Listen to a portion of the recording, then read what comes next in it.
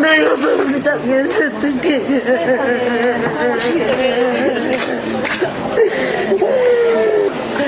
응급실에 와서 경찰이 찾아와서 다 진리게 죽여버려야 된다고 이런 소리를 해야 됩니까? 응급실에서요? 예, 지네들 다쳐서 경찰들이 치료받으면서 이거는 조져버렸어야 된다고 막 그래. 그걸 어디가 들으셨죠? 응급실에 신랑 응급실에 있었습니다. 경찰도 같이 있었어요. 예. 병원에서 한 번만 들여보내줬으면 됐다고. 너는 지금이라도 나 찾겠다고 다 치실을 찢었다는 게 말이 되냐고. 내가 그렇게 들어간다고 그랬는데 못 들어가게 하고. 할아버지 부탁해.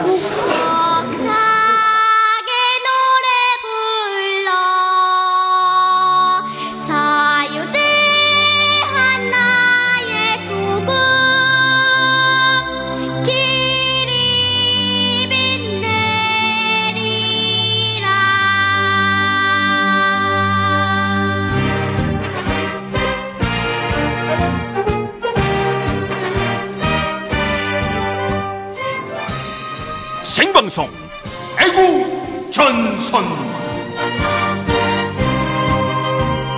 높은 산 깊은 곳 적막한 산하 눈 내린 전선을 우리는 간다. 젊은 넋승자가 이 프로그램은 방송심의위원회의 심의 규정을 준수하지 않습니다. 청취자 여러분 안녕하세요. 5명의 애국 독수리들이 지키는 생방송 애국전선 1월 11일 제10화 마지막 파일럿 방송 시작합니다. 진짜로? 네. 저는 파일럿 시즌 시작합니다. 네, 저는 애국전선의 오주월 애국요정 정혜림 아나운서입니다. 안녕하세요. 이제 자기한테 힘취된 것 같아 스스로. 아니, 들을 때마다 짜증이 나요. 네? 들을 때마다 짜증이 나요 이제. 어떻게 갔어, 완전히 갔어. 팬들은 늘어나고 있는 것 같은데. 사람들 취향 이상한 거 같아요. 저는. 저한테 트위터 멘션이 왔어요. 네. 오선의 낙선 전문 기자님이시냐. 반갑습니다. 그러나 전 정혜림 아나운서 팬이랍니다. 아. 이런 거 보내지 마세요. 네, 오선의 낙선 전문 기자 현석훈 기자입니다. 반갑습니다. 네, 티파니 짱 문화평론하는 최영일인데요. 저도 오늘 밤은 티파니 생각하며 꿀잠 자야지 하면 제시카 굿나잇 이런 거 좀 보내지 마세요. 트윗. 아, 그런 걸 받으세요? 예, 태연 짱 막 이런 거 막 날라와요. 네. 똑똑하네요. 예, 행동대장 최한욱입니다. 제가 어제 트위터를 받았는데요. 미주의 우리 주부님인데 예. 네. 그동안 이제 저를 상당히 좋아한다. 네. 팬이다. 예. 여기 열심히 보내시더니 예. 오늘 정혜림 아나운서로 갈아탔어요. 주부분이 예, 이거 문제가 있는 것 같아 지금. 감사합니다. 우리 상생의 길로 가야 돼요. 지금. 예? 요정이 서로 아니고 뺏기는. 우리에게 뭐가 문제가 있는지 그런 건지 근본적 결함이 있는 것 같아요. 참여의 시간을 해봐야죠. 그래요. 우리 네. 디테일 줘. 네, 안녕하세요. 민중소리 경제부 조태경 기자입니다. 반갑습니다. 네. 항상 담백하네요. 그러니까 부러워. 오늘 저희 아주 중요한 손님을 또 한 분 모셨어요. 인사를 스스로 좀 해주시라고 해야 될까요? 일단 목소리 한번 좀 청취자분들께. 예, 안녕하십니까. 저 인권재단 사람의 상임이사 박래군이고요. 용산참사 진상규명위원회 진행위원장 맡고 있습니다. 반갑습니다. 귀한 분을. 목소리가 너무 좋으시네요. 근데 오늘은 왜 우리 지난주에 막 2번이나 뛰었잖아요, 방송을. 예, 네. 예. 2번 다 양력 전문 기자. 조태근 기자가 양력을 읊어줬었는데. 그러게요. 오늘은 안 읊어주시나요? 해야죠. 우리 양력 전문 기자. 조태근 기자. 준비 안 했어. 표정을 내보냈어요. 손으로 X를 그리면서. 조태근 기자 모시고 양력을 들어보려고 했는데. 네. 일단 뻑이야.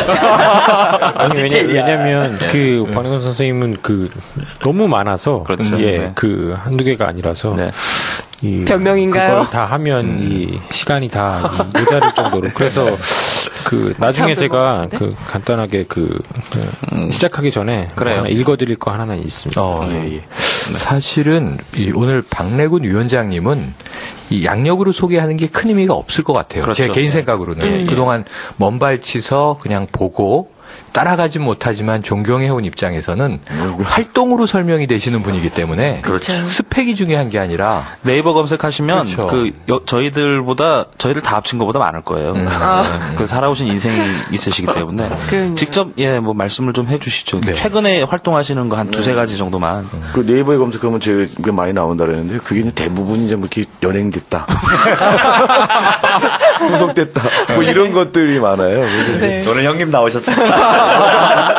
제가 이제 정가로 얘기하면 이제 정가 11범이. 대통령급이시네요. 세 번만 더 하시면. 지금 다시 또 수사받고 있고 재판받고 해야 될 것들까지 3건이 또 있거든요. 그게 확정이 되면 이제 14범이 되는 거예요. 12년 안에 확정을 지셔가지고. 여태까지 전부 다 이제 집시법 관련, 또 집시법 플러스 알파 이렇게 돼 있는데요. 집시법만으로 이렇게 쭉 11범을 했고요. 국가보안법을 한번 걸려보고 싶은데 잘 안 되네요. 앞에 산증인이 계십니다. 저는 보안법으로 봤던 그러니까. 아직 멀었습니다. 11번 만들려면. 이게 잡범과 사상범의 차이. 잡범. 야, 그 경계를. 양심수예요, 저는. 이른바. 그 형량 중에 제일 긴 게 뭐셨어요? 사실 이제 뭐 감옥 갔다 온 건 4번 정도, 4번이었죠. 4번이었는데 대부분 이제 짧았고요.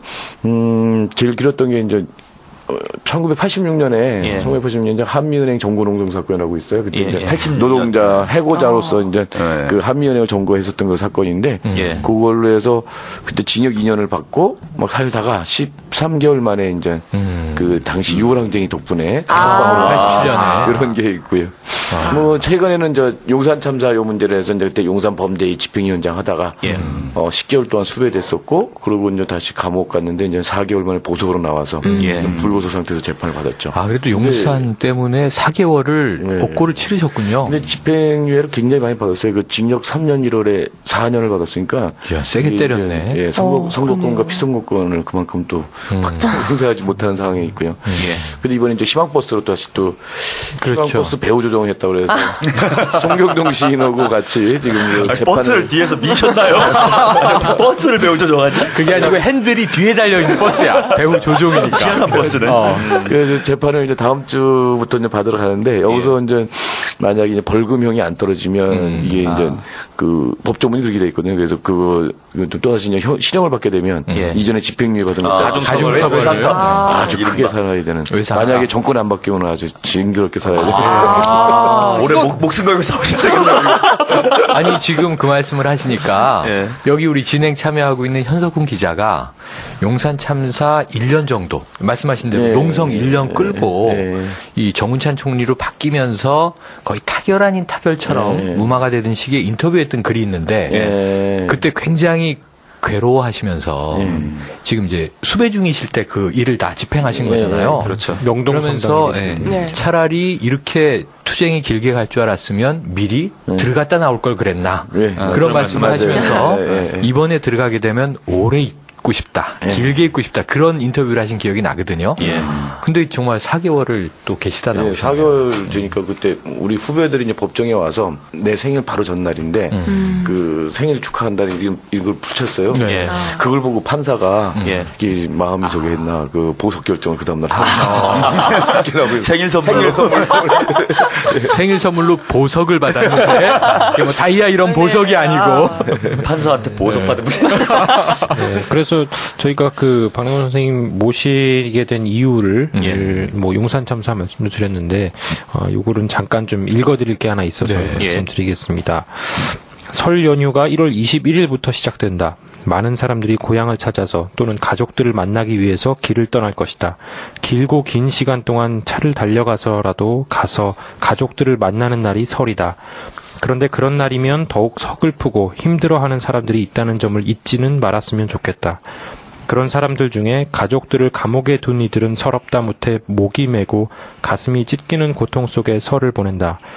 마침 설 연휴 직전 1월 20일이 용산 참사 3주년이 되는 날이다. 그날을 우리는 잊을 수 없다. 살기 위해서 막루를 짓고 올라갔던 이들, 결국 막루에서 죽어 내려왔던 너무도 추웠던 2009년 대한 추위에 그날에 저질러진 야만을 결코 잊을 수 없다. 새벽부터 물포로 막루를 공격하여 막루 안에 철거민들을 동태처럼 얼린 상태에서 컨테이너 박스 위에서 옥상으로 경찰 특공대가 치고 올라가서 진압을 했다.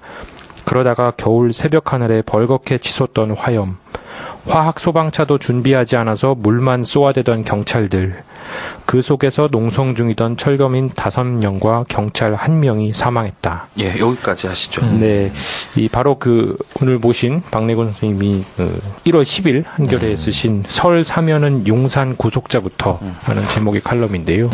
그 다음 주 금요일이죠. 1월 20일 용산 참사 3주년이 벌써 3주년이 되는 날입니다. 벌써 그렇게 됐네요. 조태근 기자가 방송 분량에 욕심을 내나요? 이게 혜림 씨가 읽었으면 깔끔했을 것 같아요. 프로필을 준비를 못해왔어요. 편집하고요, 다시 해요. 아니, 이걸 왜 본인이 읽어? 이게 무슨 목소리 나누고. 이거 가야겠다고. 나레이션 전문이 있는데도 불구하고. 원래 10만 안 티야, 그래요. 사실 저희가 좀 방송이 조심스럽긴 합니다. 아직 웃고 떠들 만한 그런. 이슈 자체는 무겁죠. 그런 이슈는 아닌데, 그런데 저희 방송 컨셉은 있으니까요. 적절한 선을 유지하면서 한번 좀 가보도록 하겠습니다. 지금 여러분께서는 생방송 애국 전선을 듣고 계십니다. 요 말씀 한번 여쭤보고 싶어요. 선배님 용산 참사 처음 발생했을 때 저는 TV로 봤는데 어떤 매체로 접근하셨어요? 나는 용산에서 그런 참사가 났는지 몰랐어요. 당일날은. 네, 그 전날 1월 19일 날 이 사람들이 이제 막루를 치고 올라갔었고 이제 거기서 이제 대치하고 이제 그랬던 상황들을 알거든요. 그래서 그때 이제 민주노총이 영등포 그 로터리 거기 대형 빌딩 쪽에 있을 때 그래서 회의가 있었는데 저녁 시간에 사람들이 거기가 걱정되니까 거기 가보겠다는 거예요. 그래서 그 사람들은 이제 밤을 지내다가 이제 그 참사 나는 현장을 목격을 한 건데 저는 이제 이게 막루 짓고 하는 것들이 우리 사회에서 한두 번 있었던 게 아니에요. 그렇죠. 이게 막루를 지면 굉장히 오래 갑니다. 장기 농성. 장기 농성 들어가는 거죠. 이거 경찰들도 함부로 안 치는 거예요. 그래서 자기네도 시기진압 매뉴얼에 보면 그 안에 이제 화염병이니 이런 걸 다 소진할 때까지 기다려라. 그렇죠. 이런 게 자기네들도 있어요. 그래서 저는 거의 뭐하러 가냐. 한 달이 갈지 2달이 갈지. 니들은 가라 멍청한 놈들. 그러고 집에 들어간 거예요. 전문가적으로 들어가셨네. 경험이 오래 있어요. 집에 들어간 거고. 그래서 이제 그 다음날 저는 아침에 이제 이렇게 깨워서 애를 보내고 또 잤어요. 그래서 근데 한 7시 얼마 좀 지나선가, 아니, 8시 다 돼선가, 이렇게 후배한테 전화가 온 거예요. 다급하게. 그래서, 큰일 났다고, 막 그러면서 이제 용산 쪽이니까 한번 인터넷 보내는 거예요. 그래서 진짜 인터넷 들어가서 막 검색을 해보니까 화염 쪽에서. 그래서 사람이 죽었을 거라고 추정하는 이런 기사들이 막 맨 처음에 뜰 때, 연합뉴스 기사를 받아서 추정하는 이런 거 뜰 때, 그때 이제 본 거예요. 그래서, 야, 이거 큰일 났다 하고 이제 그때부터 이제 마음이 바빠졌죠. 아까 말씀하신 대로 막루를 짓고 바로 다음 날이면은 그 이전 같으면은 그렇죠. 치지 않는 이런 경험이 있으셨던 거잖아요. 그렇죠. 그래서 좀 여유가 있으셨던 거고. 막루를 짓고 하는 과정에서 여러 건의 사고가 있었어요. 이제 2005년도인가 이제 오산 세교동에서도 이제 사람이 죽었었고, 이게 이제 막루에서 일어나요. 근데 철거민에서 철거 투쟁할 때 이제 이 바닥에서 싸우다가 어쩌고 하는 이런 경우도 있지만, 막루에서 이제 여러 명이 죽은 경험들이 있어요. 그러니까 경찰도 굉장히 신중하게 할 수밖에 없습니다. 그 잘못되다가는 그 철거민 죽는 것뿐만 아니라 경찰도 죽거든요. 그렇죠. 이렇게 되니까 자기들도 굉장히 겁내하는 게 막루예요. 그래서 이제 거기 시기진압 매뉴얼에 긁히는 적이 있는 거고, 나중에 그 누구더라, 경찰 종합학교 교장했던 그 박종환인가 이 사람이 저거는 진압은 잘못된 거라고 비판하면서 시기진압 매뉴얼 인용한 적이 있었던 거예요. 그래서 저는 좀 그런 경험들에 이런 거 있어서 그렇게 금방 안 할 줄 알았는데 25시간 만에 막루 진압 들어간 건 아마 처음이었을 거 아닐까. 그래서 저는 그때 하여튼 공교롭게 감옥에 또 있을 때라 현장에 직접 거기부터 언론 보도만 봐가지고. 거기 왜 가셨어요? 양심수기 때문에.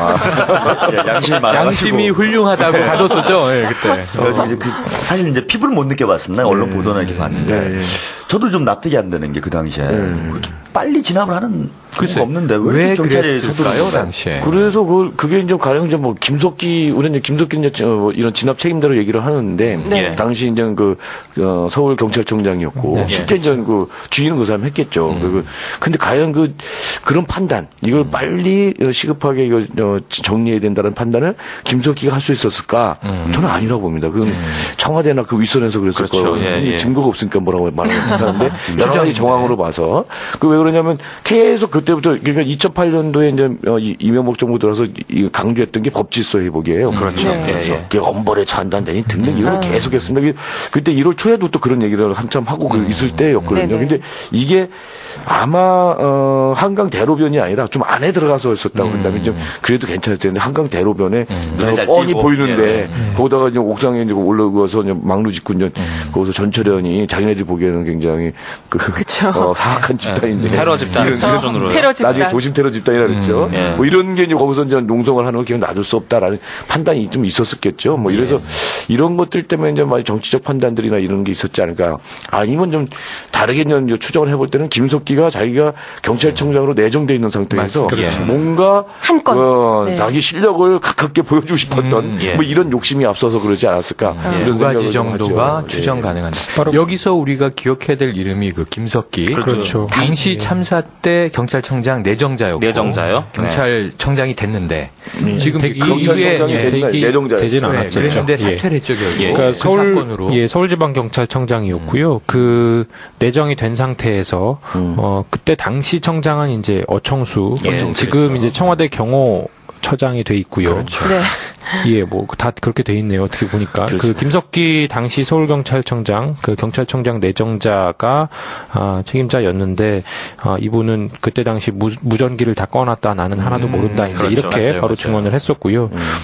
바로 2월에 사퇴를 했습니다. 그 2009년 2월에 사건 발생한 바로 다음 달에 하지 않고 사퇴를 했는데 바로 그 몇 달 뒤에 2009년 6월에 자유총연맹 부총재로 갔다가 지난해 1월 일본 오사카 총영사로 부임을 했다가 지난해 11월에 바로 사임을 하고 지금 올해 출마설이죠. 경주에 출마를 할 예정이고요. 저희 기자가 접촉한 바에 따르면 지금 열심히 선거 운동을 하고 있는 경주.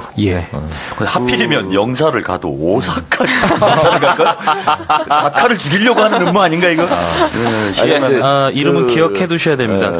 지난해 12월 10일 날 출판 기념회를 했어요. 왜 이제 여기 정치인들 무슨 출마 코스잖아요, 그게. 총선 저 코스인데 출판 기념회를 이제 가졌었고 이제 예비 후보로 등록을 한 상태인 거죠. 그래서 총선의 어떤 꿈을 불태우고 있는 상태입니다. 야, 참 그렇게 불을 내고 또 불을 태우려고 그러네요. 저희가 뭐 찍어라 찍지 마라 이런 말씀 드리긴 그렇고요. 그러니까 용산 참사 당시에 책임자였던 김석기 내정자. 김석기 이 사람이 이제 그 경주에서 출마하면 저 계속 쫓아다니면서 살인마라고 이렇게 낙인 찍는 운동을 좀 활발하게 해야 되지 않을까.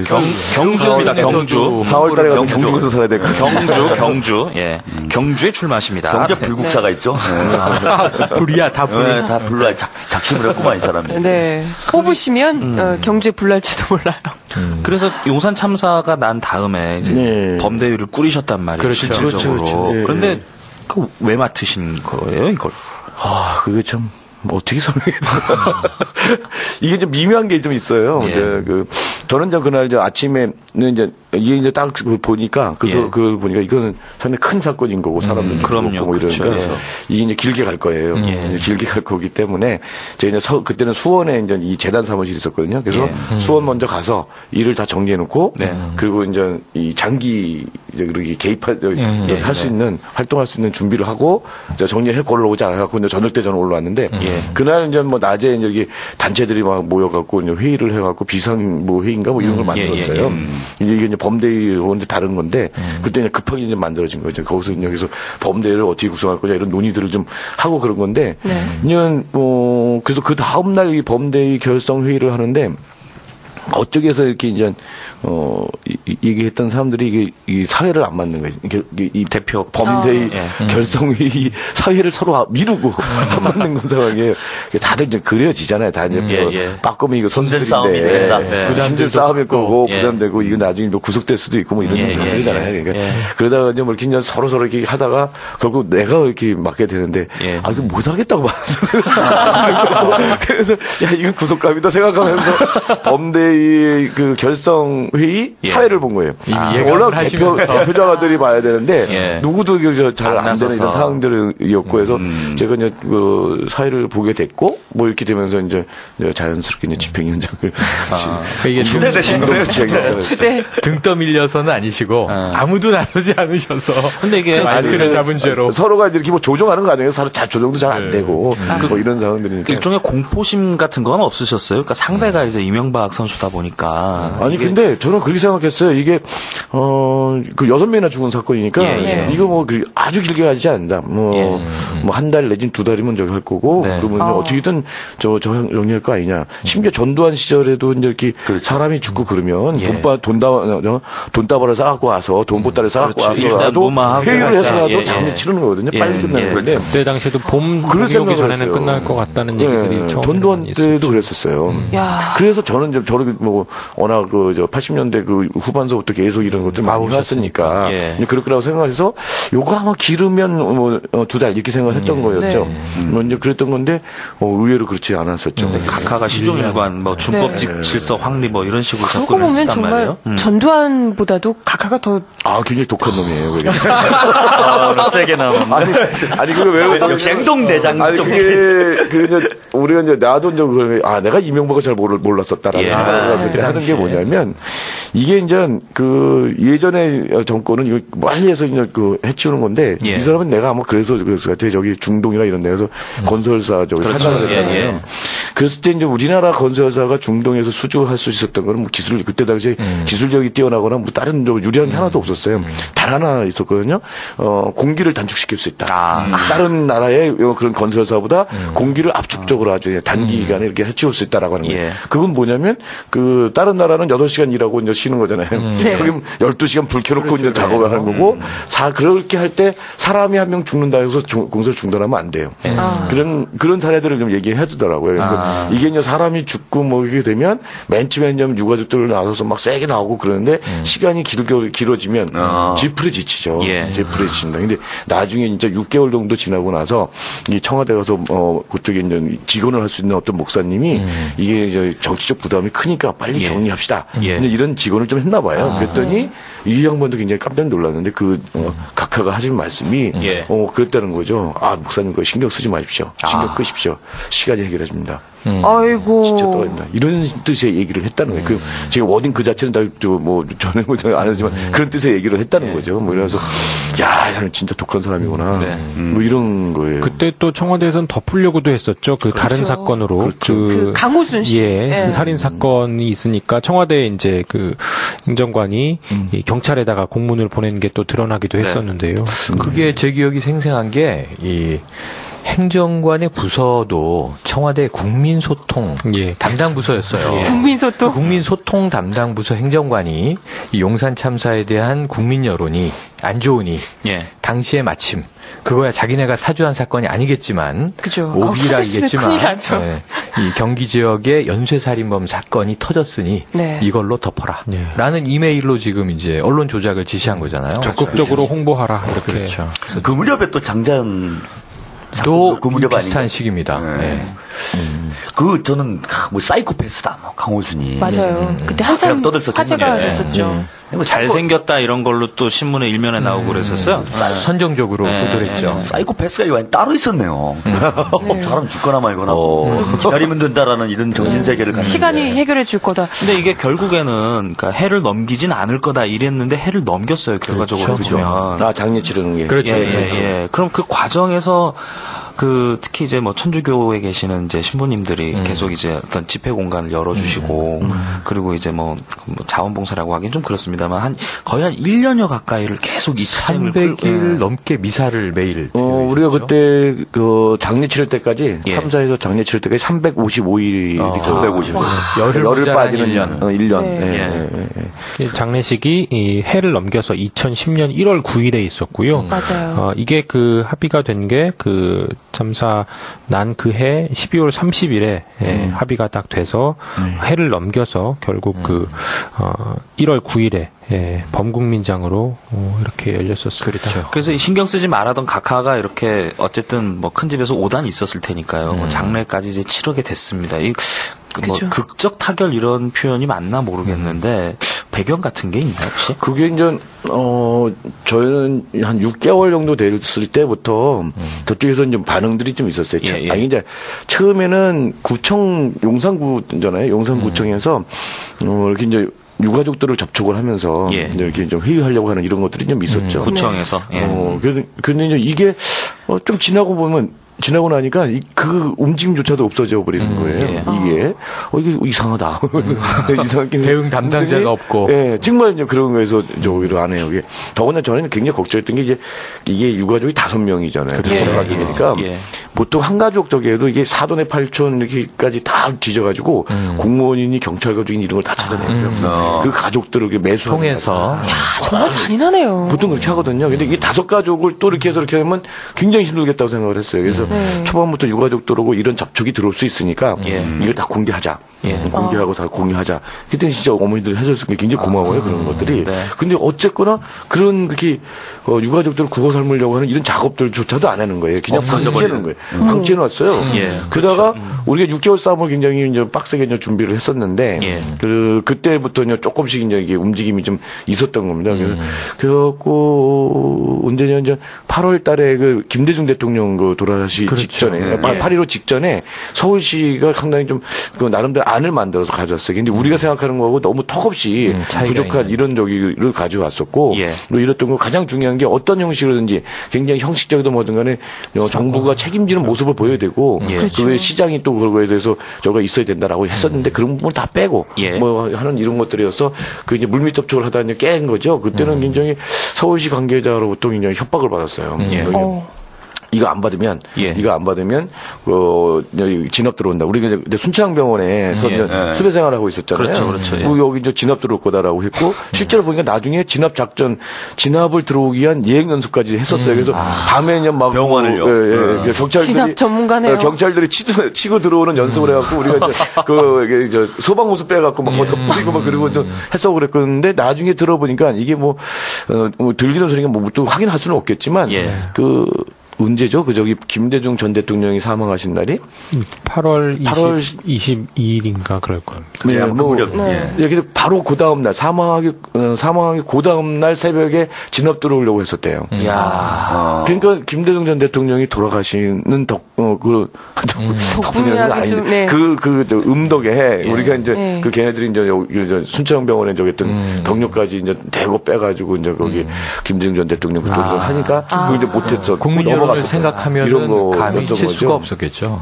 그러다가 이제 9월 초에 이제 저희가 이제 그 순천향병원에서 빠져나와갖고 명동성당으로 저걸 하면서 이게 이제 상황이 이제 바뀌게 되는 거죠. 거기는 이제 어떻게 치고 들어오면 우리 방어하기 굉장히 힘든 이런 적이 있었는데 명동성당에 와서 치는 건 굉장히 어렵잖아요. 뭐 이렇게 이거 좀 여쭤봐도 되나요? 그 병원에서 성당 가실 때 뭐 어떻게 가셨어요? 걸어갔어요. 아무도 안 잡았나요? 안 잡더라고요.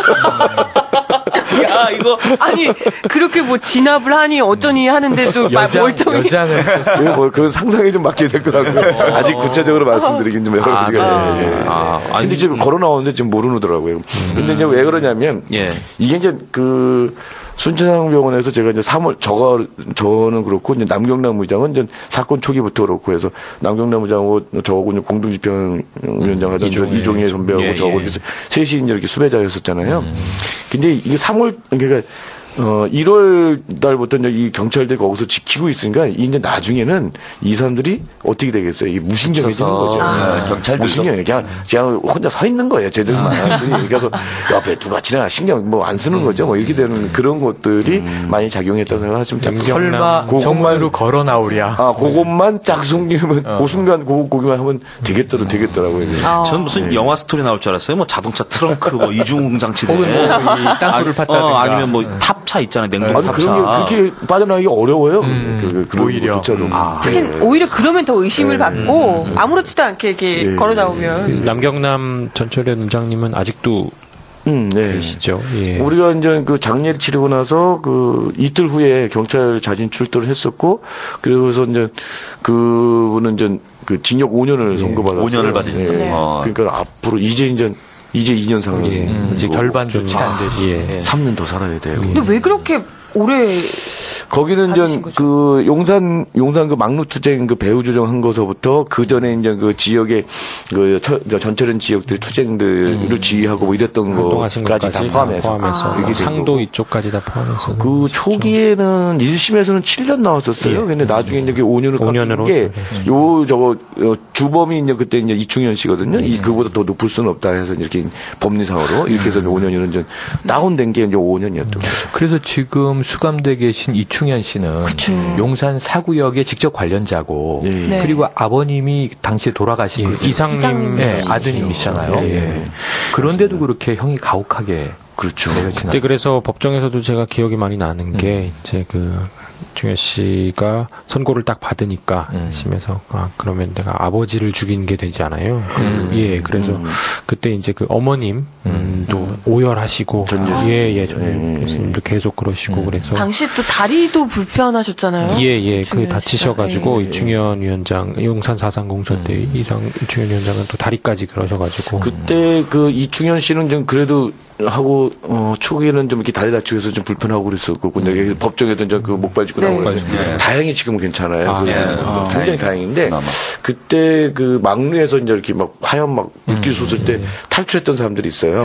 그 막루에 탈출했던 사람들이 거기 그 옥상에 난간에 매달렸었어요. 구조를 받으려고. 그런데 이게 이제 아무도 구조해주지 않는 거죠. 특공대도 자기들 죽으니까 빠져나가는 거죠. 아무도 구조해주지 않는 그런 상황에서 버티다가 한 10분 가까이 버티다가 힘이 빠지니까 떨어진 거예요. 이제 밑에 안전 매트리스로 있었으면 괜찮을 텐데 그냥 맨 세면 바닥으로 떨어지니까 그것도 안 깔았다. 그런 걸 준비를 전혀 안 했나요? 안 했죠. 허리고 척추 다리, 골반 저기 복숭아뼈가 다 이렇게 박살이 난 거예요.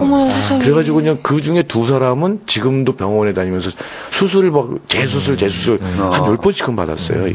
왜냐면 이게 그렇게 고름이 나고 막 해서 이러니까 아니 그런 진압 작전을 하게 되면은 최소한의 안전 그게 기본이거든요. 얼마 서둘렀으면 거기 그 건물 주위에 안전 매트리스조차도 없는 거예요. 그러니까 기본은 안 하고 그냥 치고 들어오기만 한 거잖아요. 컨테이너 타고. 그건 정말 죽이겠다는 생각 그게 아니고서야 그렇게 할 수가 있나요? 전투지, 전투. 저는 이제 미필적 고의에 의한 살인이다 이렇게 생각이 들거든요. 이런 부분들은 뭐 그게 의도하지는 않았겠죠. 의도하지는 않았겠지만 그리고 좀 그렇게 될 수 있는 것들 예상될 수 있는에도 불구하고 아무런 대책도 없이 그게 만약 뭐 완전한 준비를 해갖고 화학 장비차까지 해갖고 다 준비를 제대로 해서 진압을 했으면 사람들끼리 죽거나 이러진 않았을 거 아니에요. 그런데 가서 뭐가 달라지지 않거든요. 그런데도 불구하고 그렇게 무리하게 했다고 하는 게 전통적 그래서 지금도 그러니까 아무리 좋게 봐도 이거는 과실치사. 그래서 이제 저는 이게 진상규명이라고 하는 것들이 반드시 필요한 부분이다라고 생각합니다. 그래서 그게 지금 바로 진행되고 있지는 않죠. 그 재판에서도 쟁점이 바로 그 과잉 진압이었죠. 그 안에 그 막루 안에 인화 물질이 있는 것을 알면서도 그 컨테이너를 통해서 이 그 특공대가 들어가잖아요. 경찰 특공대가 들어가는 그 과정에서 안에 과연 그 인화물질이 있는 것을 경찰이 알고 있었느냐. 근데 재판 과정에서 보면 다 알고 있었다고 증언들을 다 했었습니다. 근데 경찰 측에서 그 경찰 근데 이거 좀 많이 다른데 이게 저 그냥 윗선에서는 알고 밑에서는 모르고. 밑에서는 모르고. 그러면 이게 간부들이 죽일 놈들이에요. 이게 이제 경찰 간부들이 자기들은 그 위험한 상황이라는 걸 다 알면서 그 위험한 상황에 그 자기 부하들이 투입을 시킨 거죠. 투입해서 그러는데 어떤 위험이 있다고 하는 걸 인지시켜줘야 되는데 그런 것도 없는 거예요. 근데 이제 특공대들 이렇게 증언하는 거 이렇게 들어보면 저도 뭐 수배 중이니까 가보지 못했지만 다 이제 기록으로 보고 이제 듣고 뭐 그랬던 건데 거기서 보면은 여기 거기에서 잘못하다 자칫하다 죽겠다고 하는 것들을 그 공포 같은 것들을 다 특공대들이 갖고 있었어요. 그렇죠. 워낙 저 신나 냄새니 뭐 이런 것들을 소리 지르고 뭐 이런 경우니까 진짜 그때는 불길 뭐 어디서 불꽃 하나라도 찌면 화재 날 수 있는 이런 상태였을 거라는 거죠. 그래서 이제 그때 진압 들어가 막 물포 쏘고 진압 들어갈 때 7시 5분에 1차 화재가 발생해요. 그래서 화재가 발생하자 이게 이제 위험 상황이 이제 벌어졌으니까 경찰 특공대를 뺀다고요. 철수를 해요.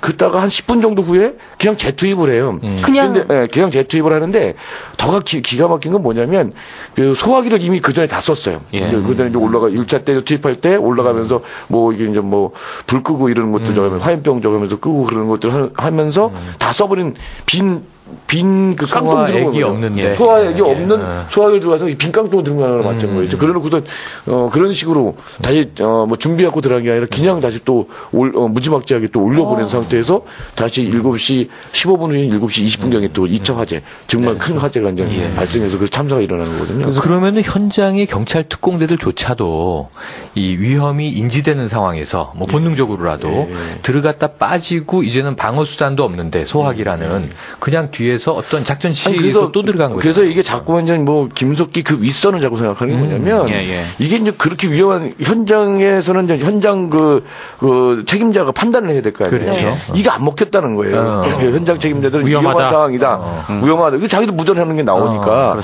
근데 위에서는 계속 들어가라는 거예요. 무조건 빨리 끝내 이렇게 돼 있는 거죠. 그래서 이게 저 위기가 아닐까 이런 생각이 좀 드는 거예요. 그래서 그때 당시 이제 저도 이제 그 법정을 좀 취재를 하면서 이게 사건 발생 참사가 발생하고 나서 한 10달 정도 지났었습니다. 그 10월에 2009년 10월에 이제 그 남일당 건물이죠. 그렇죠. 그 현장에 지금 작년 말에 철거됐죠. 철거가 없어졌죠. 돼서 지금은 이제 없어졌는데요. 그 옥상을 가볼 기회가 정말 그 우연치 않게 현장 검증 재판부에서는 이제 재판하다가 현장 검증을 하게 되거든요. 그래서 기자들이 몇몇이랑 같이 이제 그때 저는 이제 사회부에 있었고요. 그래서 경찰서를 취재하면서 같이 현장 검증을 하러 재판부가 하는데 이렇게 올라간 적이 있습니다. 근데 10달이 지났었는데도 참 그 가슴이 많이 아프더라고요. 그리고 폴리스 라인 쳐져 있고 그리고 그 맞은편 건물이 바로 그 이충현 씨 또 이 돌아가신 이상림 씨가 운영하던 그 레아호프죠. 거기 옥상에서는 이제 그 유족분들이 들어오시지는 못하니까 그쪽 레아호프 건물 옥상에서 이렇게 그 눈물을 계속 흘리고 계시고 이제 그랬었는데요. 참 그때 올라갔을 때도 그날이 또 제 생일이었어요. 10월 12일이었거든요. 지금 생일을 공개적으로 생일에 그 현장 검증에 그 올라가게 돼가지고 참 그 기억이 납니다. 그래요. 이게 사실은 뭐 여러 가지 뭐 배경이나 뭐 이런 것도 있겠습니다만 가장 본질적인 거는 국가 공권력에 의해서 국민이 죽은 사건이에요. 그렇죠. 공권력이 국민을 죽인 사건인데 그거는 또 이 현장 경찰을 포함해서 그렇죠. 그런데 이거에 대해서 정부 측에서 공식적으로 사과한 적이 없어요. 지금 진상 규명이 이루어져야 마땅한데 일단은 1차적인 사태 수습 정말 사망자를 장례 치르는 것까지 1년이 걸렸고 아까 그 과정에서 말씀하신 대로 무시해 이런 지금 이제 이 정황에 의해서 그렇게 끌렸고 잡혀가셨다가 옷고도 치르고 나오시고 간신히 장례만 치른 상황인데 3주기를 맞았는데 진상은 모르고요. 그 재판 과정에서 보면은 저는 언론 보도로만 이게 뭐 취재자도 아니고 저는 기자도 아니고 뭐 법정 관계자도 아니고 증인도 아니고 한데 일반 그냥 국민의 관점에서 전해오는 뉴스들이 얼토당토하는 게 너무 많아서 내가 어떤 국가 어떤 사회에 살고 있는가를 자꾸 회의하게 만드는 사건이 MB 정권에서 대표적으로 용산 참사예요. 근데 그중에 화재 원인도 논란이 있고 아직 안 밝혀졌죠. 그렇죠. 저 법정에서는 뭐 법원에서는 그 화염병에 의한 저거라고 그러는데 근데 이제 사람들이 이제 그러거든요. 첫째 한번 우리가 생각해보면 화염병이 다 젖어 있을 가능성이 되게 높아요. 물포를 계속 쐈죠. 물대포를 엄청나게 쐈으니까 화염병이 왜 심지가 이제 말라 있어야지 불을 붙이든지 말든지 불이 안 붙었을 가능성이 되게 많은 그 상태였던 거죠. 근데 화염병 좀 했었겠냐. 근데 이제 그 마지막 그 7시 20분 이쯤 될 때는 굉장히 위험한 상황이기 때문에 사람들이 다 위로에 올라가 있었어요. 4층 위에. 4층에 몰려 있었던 상황이고 그리고 이 사람들이 전문적 워낙 숨 막히는 상황들이 저거 되니까 이 사람들이 이제 거기 창같이 이렇게 구멍 뚫린 데 있어요. 그쪽으로 이렇게 숨을 내쉬고 막 이렇게 됐던 상황들이에요. 화염병 던지고 이런 상황들이 아니고 이 사람들의 얘기를 들어보면 뭐 나중에 다 수감하고 난 다음에 다시 한번 물어보고 싶은 것도 그 대목이지만 자기들도 죽을 수 있는 거예요. 그렇죠. 누가 그런 짓을 하겠습니까? 너무 무서웠다는데 너무 무서운데 거기서 화염병을 던졌겠냐. 이런 부분들 우리가 계속 주장을 했지만 그리고 우리가 그냥 모형을 만들어서 실험도 한 결과까지 법정에 제출했지만 법원에서는 그걸 그냥 인정을 해버린 거예요. 그리고 이제 뭐 이게 유증기 현상이라고 그래가지고 신나라든지 시발이라든지 가연성이 높은 어떤 이런 저거들이 가스를 이렇게 차게 되면 조그만 스파크만 있어도 스파크만 있어도 되는데 그걸 그냥 무조건 화염병으로 하는데 도리어 법원에 저러면 화재의 어인은 모른다라고 하는 게 맞는 거거든요. 그럴 때는. 근데 그걸 저기를 원인 미상 이렇게 돼야 그렇게 됐어야 되는 건데 이렇게 좀 돼버린 거죠. 그러니까 원인 미상이라고 만약에 법원에서 판단했다라면은 지금 5분이 이제 구속이 되셔서 4, 5년 이상의 장기 그렇죠. 투옥이 되신 건데 그 정도만 판단해줘도 이렇게 장기 그렇죠. 갈 수가 없는 거죠. 아니 또 여기서 또 이제 그 형평이 좀 어긋나는 게 뭐냐면 지금 이게 그때 당시 막루 농성했던 사람 7분이 이제 구속되고 플러스 이제 남경남 의장이 하고 8명이 이제 구속돼 있는 건데 이제 이 사람들한테 책임을 물은 거면 경찰 한 명이 죽은 것에 대한 책임이에요. 네. 그잖아요. 그래서 그거에 대한 책임인 거예요. 그러니까 공무집행 치사 이렇게 된 거잖아요. 공무집행 치사. 치사와 또 치상 다른 경찰관도 부상돼서 이렇게 된 거거든요. 그렇게 된 건 공무집행방해 이제 치사가 돼버린 건데 그러면 이제 철거민 5분 돌아가신 거에 대해서는 아무 책임 안 집니다. 그렇죠.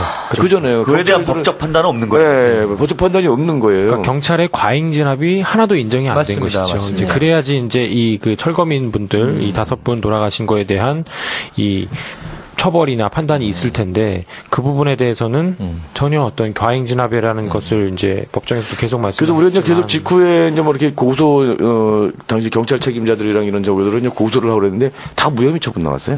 제동 신청했는데 다 무혐의 처분 나오고 막 이렇게 되어버린 거라서 이게 법이라고 하는 게 정말 가진자의 법이다 하는 게 아주 적나라하게 드러난 평등하지가 않다. 거죠. 그런데 사람이 이제 뭐 이런 사건이 아니더라도 사람이 누가 갑자기 죽었다 그러면은 그 결론을 내려야 되잖아요. 이게 타살인지 자살인지 뭐 병사인지. 그래서 이제 법적 정리를 해야 되는 거 아닙니까? 과실치사인지. 그럼 이분들은 돌아가신 분들은 어떻게 결론을 내리죠? 자, 이제 어떻게 되냐면요. 이게 사건이 나자마자 그 시신을 찾을 수가 없었습니다. 유가족들이 시신을 찾아서 막 헤매요. 그렇죠. 그래서 이제 용산경찰서 뛰어갈 거 아닙니까? 용산경찰서 뛰어가면 계속 시간만 끌어요. 우리가 확인 중이니까 기다려 계속. 그래서 계속 잡혀 있는 거예요. 그러면 유가족들이 여기저기 뿔뿔이 흩어져 갖고 뭐 중대병원도 가보고 막 이렇게 막 하고 뭐 그런 거예요. 안절부절한 거죠. 그냥 사람들이 확인이 안 된 상태에서 내 가족이 죽었을지도 모르는 상황인데. 근데 이때 어떻게 했냐면 그 서울지검이 아주 신속하게 사건 발생 3시간인가 4시간 만에 그 수사본부가 신속하게 꾸려집니다. 그래서 검사만 20명이 넘는 검사가 동원이 돼요. 수사결과에 나중에 보니까 100명이 넘는 이 수사결과지 해서 대규모 저기가 수사본부가 결성되고 그 수사본부가 결성된자마자 제일 먼저 한 게 뭐냐면 강제부검입니다. 그래서 나중에 왜 강제부검을 했냐라고 이제 물으니까 뭐라고 그러냐면 신원을 확인할 수 없어서 가족들한테 연락을 못했다. 근데 나중에 유류품을 보면 예를 들어서 이상림 씨 같은 경우는 여기에 그 용산구청에서 보낸 공문이 있어요. 그뿐만 아니라 모두 신원을 확인할 수 있는 이게 유류품들이 좀 더 조금만 보면. 즉 그걸 무시하고 다른 의도를 가지고 부검을 했다는 거죠. 그래서 이제 이걸 부검을 해놓고 이제 그 아무리 시신이 굉장히 참혹해요. 이게 불타는 시신이요. 아주 끔찍한데 그래서 이제 뭐 상당히 저기 했을 텐데 만약 그런 것들을 염두에 둘 수 있었던 것 같아요. 뭐 폭행에 의해서 뭐 저기 했다든지 계속 유가족들 중에는 폭행돼서 숨진 거를 뭐 불에 집어넣은 거 아니냐 이런 의혹도 계속 제기했는데 어떤 이런 의혹이 제기될 수 있는 이런 부분들을 사전에 차단한 거 아니냐 자기들이. 그리고서 이제 국가수에서 5명의 의사를 대기시켜놓고 딱 곧바로 했다고 그러거든요. 이게 그리고 좀 굉장히 신속하게 이렇게 해버리면서 증거를 인멸하는 거 아니냐라는 의혹이 있는 거고요. 그 다음에 또 뭐가 있냐면 요 시신을 갖다가 5군데로 다 찢어놓으려고 했어요. 그때 이제 민중의 소리 기자인가 누군가가 이게 이제 시신이 저 순천병원에 있다라는 거를 귀뜸을 해줬어요. 어떤 기자분인가 누구한테 했어요. 그래서 우리 이제 사람들 거기다 빨리 보냈죠. 그래갖고 이제 그거를 그 순천병원에서 다른 데로 찢어놓으려고 했던 이런 거를 우리가 거기서 차단을 했는데. 저희가 이제 우리가 이제 확인했던 게 저기 수원에 있는 아주대병원에서도 연락이 왔어요. 그쪽에서 이쪽에 영안실에 예약이 돼서 일로 오는 것 같다. 수원 쪽에 그쪽에 이제 수원으로까지 누군지 몰라요 그 사람이 굉장히 이런 식으로 그러니까 이제 이게 이 5명으로 5군데 찢어놓으면 훨씬 약화되는 거잖아요. 그래서 각계격파시키는 이런 생각이 있었겠죠. 수사본부를 만들어서 처음 했던 짓이 이런 짓이에요. 강제부검은 순천향병원에서 다 했는데 아니 순천향병원에서 한 게 아니라 그 국가수에서 국가수에서 한 후에 그래서 당시에 그 검찰 그 수사팀 아까 말씀하셨다시피 20명 넘게 나중에는 100명 가까이 이게 그 역대 형사 사건 역사상 가장 대규모의 그 검사가 투입된 수사였고 그때 당시에 그 뭐 김석기도 그렇지만 그 저도 기억이 남는 이름이 정병두 한번 네이버에서 한번 찾아보십시오. 정병두 당시 그 수사 책임자였습니다. 아주 잘 나갔고요. 이 정권에서 지금도 잘 나가고 있습니다. 뭐 하고 있나요? 지금 중앙지검장까지 하다가 어디에 지금 고검장급으로 승진해 있는 것으로 알고 있고요. 한번 그 청취자분들 네이버에서 한번 찾아보시고 김석기, 정병두 뭐 이 정도 이름은 우리가 한번 찾아봐야 되지 않을까. 좀 국회의원하겠네, 이 양반도. 이런 처절한 상황을 디테일하게 모르잖아요. 모르죠. 그럼요. 이건 정말 현장에서 사태를 수습했던 분들 아니면 유가족 아니면 모르고 언론에서 전달받는 건 훨씬 다른 정황. 폭도들로 몰아가고 지금 이런 상황인데 테러리스트라고 이게 2009년 초 상황인데 불과 이제 3년인데 얼마 안 됐어요. 지금 우리 위원장님 얘기를 계속 들으면서 이건 뭐 80년 광주 항쟁 상황이잖아요. 그렇죠. 공권력이 지금 이렇게 이 짓을 하는 과정을 보면 이게 지금 우리가 이런 사회에 살고 있다는 거를 우리 국민들은 모르고 3년 사이에 또 이 그분은 이거 다 까먹었겠지 하고 있을 거 아니에요. 그래서 이게 그러니까 본질이 아까 제가 국가 공권력이 국민을 살해한 사건이다 이렇게 말씀드렸잖아요. 그런데 좀 표면적으로 드러난 것들, 예를 들면 각하의 부정부패, 비리, 그리고 어디서 뭘 얼마만큼 헤쳐드신다 이런 거는 굉장히 분노가 경제 비리들. 그런데 정부가 국가가 국민을 죽였는데 사과도 안 하고 이런 식으로 은폐 공작에 들어가는 거에 대해서 책임자가 누군지 안 밝히고 모르는 거예요. 원인도 안 밝히고 모르는 거예요. 언론이 폭도로 일단 낙인을 찍어놨고 그리고 경찰이 하나 죽어서 이제 사람들이 이제 그거에 대한 오히려 이제 피해자들이 가해자들로 몰려가지고 징역을 산단 말이에요. 그러니까 유가족은 지금 감옥에 갇혀 있고 그렇죠. 그때 이게 책임을 가지고 있던 그 김석기 청장, 내정장, 혹은 책임이 없는 게 더 웃기지. 무전기 이 대단한 상황을 아무것도나 몰랐다. 순애분데. 근데 지금 이제 올해 이게 뭐 먼 미래도 아니고 금배지 달겠다고 지금 출마 준비하고 있고 열심히 이 불평등한 이 법적인 이 불균형 이거 어떻게 해야 되는 겁니까? 말씀드렸던 총장 정병두 고검장 이 총장 후보 조금 있으면 총장 후보로 아마 물망에 오를 겁니다. 검찰총장. 저희가 낙인을 찍어야 돼요. 올라오면 저 양반 용산 참사 덮은 사람이다. 이건 낙인을 찍어야 됩니다. 이건. 그리고 이게 가능한 건지 모르겠는데 이 정부가 끝나도 이거에 대한 책임은 물어야 되지 않나요? 당연하죠. 진상규명위원회가 만들어져야 되는 거 아닌가요? 지금 진상규명위원회 만들어져 있고요. 그래서 이제 제가 거기에 이제 집행위원장을 맡고 있습니다. 역시 계속. 그래서 범대위를 이어서 이제 용산 참사 진상규명 및 재개발제도 개선위원회가 이제 만들어져 있고, 그래서 그 제가 이제 집행위원장 하고 있는 거고요. 저는 좀 뭐 다음번 정권에서 반드시 이건 진상규명 해야 된다고 생각을 하고요. 저는 이게 예전에 이제 이런 사건들 같았으면 한 20년, 30년 걸렸는데 저는 10년 안에 해결됐거나. 왜냐하면 이게 사람들이 다 봤어요. 보는 데서 사람 죽인 거거든요. 인터넷에서 생중계되고 뭐 뉴스에 다 나오고 하던 이런 속에서 죽인 거잖아요. 이런 것들이라서 그냥 무조건 덮어갈 수는 없다. 사람들이 그냥 억지로 쟤네들이 이렇게 만들었으니까 우리가 수사권도 없고 그러니까 이렇게 하는 거지. 그냥 넘어가는 거지. 기록도 5쪽에만 있고. 그리고 사람들이 이제 공권력에 의해서 사람이 죽었다는 건 또 명확하게 알고 있고 거기에 대해서 분노를 하는데 저는 범궁이 용산범대위 그 집행위원장 하면서 수배되면서 계속 고민했어요. 왜 사람들이 분노하면서 모이지 않을까. 근데 겁이 나서 안 모이는 것도 있겠지만 이게 이제 재개발 제도가 갖고 있는 문제. 그래요. 이런 것들이 있는 게 같이 합쳐서 이제 그렇다는 거죠. 그 말씀 이제 하셨으니까 막로에 올라가신 분들이 거기 올라갈 수밖에 없었던 이유는 무엇이었을까요? 우리 이제 재개발 제도가 상당히 좀 잘못되어 있는데요. 재개발대로해서 우리는 뉴타운 지역에서 이렇게 서울에 있는 뉴타운 지역에서 보면 이제 세입자들이 보통 70%가 넘어요. 세입자들이. 그렇죠. 용산은 80%가 아마 넘었을 거예요. 세입자들이. 그래서 세입자들 거의 다수인데 세입자들은 재개발 관련해서 아무런 그 권한 행사를 할 수가 없는 이런 거거든요.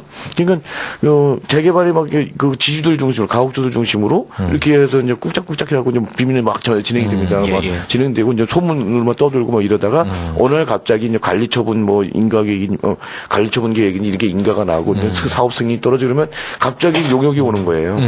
그때부터 이게 이제 뭐 재개발 본격적으로 하는구나. 그래서 그때부터 하는데 이미 다 늦은 거죠. 이게 늦은 거예요. 그래서 이제 보면 제일 문제가 되는 게 용산 같은 경우는 상가 세입자였는데 상가 세입자들은 이제 권리금이나 이런 것들을 다 무시하거든요. 그래서 그렇죠. 뭐 돌아가신 양혜성 열사 이런 사람들 같은 경우는 거기 사모복집 쪽에 만드는데 그 2억 원 권리금 2억 원을 투자를 했고 맨 처음에 초기 인정 그 인테리어님을 해서 사업하기 위해서 저거 하잖아요. 그게 1억 5천을 투자해서 3억 5천만 원이었단 말이죠. 권리금과 인테리어만. 근데 이제 그게 보상금이 나오는 게 이주비 플러스는 게 5천만 원 이렇게 이주비까지 합쳐봤자 5천만 원 안 되는데 그거 갖고 어떻게 나가냐. 그러니까 이 사람들은 거기 상가를 만들고 뭐 이게 세내고 뭐 하고 그러기 위해서 자기가 평생 모은 돈을 다 털어놓은 거잖아요. 뭐 이런 건데 이제 이렇게 하니까 이게 안 되는 거죠. 그래서 이걸 가지고 계속 싸움을 하고 자기 권리 주장을 하는데 근데 바깥에 밑에서는 그걸 못 한단 말이에요. 용역들이 거기 활개 치고 다니면서 그렇죠. 영업 방해하고 뭐 온갖 조직폭력배들이죠. 뭐. 온갖 폭행과 뭐 이런 걸 해요. 그래서 거기서 현장에서 있었던 여러 가지 사례들이 굉장히 많은데 그 뭐 이상림 씨 같은 분도 이제 돌아가신 그 이상림 씨 같은 경우도 이제 뭐 용역들한테 불알도 잡히고 뺨쟁이도 맞고 며느리 분은 앞에서 그렇죠. 온갖 욕도 다 듣고 이런 식의 안하무인의 어떤 이런 거 이게 다 이제 깡패들 동원돼 갖고 이게 무법천지 공포지대로 만들어 버려요. 정신적인 압박까지 하고. 그래서 그게 무서워서 더럽고 치사하고 억울하고 그러지만 그 어쩔 수 없이 눈물을 흘리고 나가게 만든 거고 실제 많은 사람들이 떠났어요.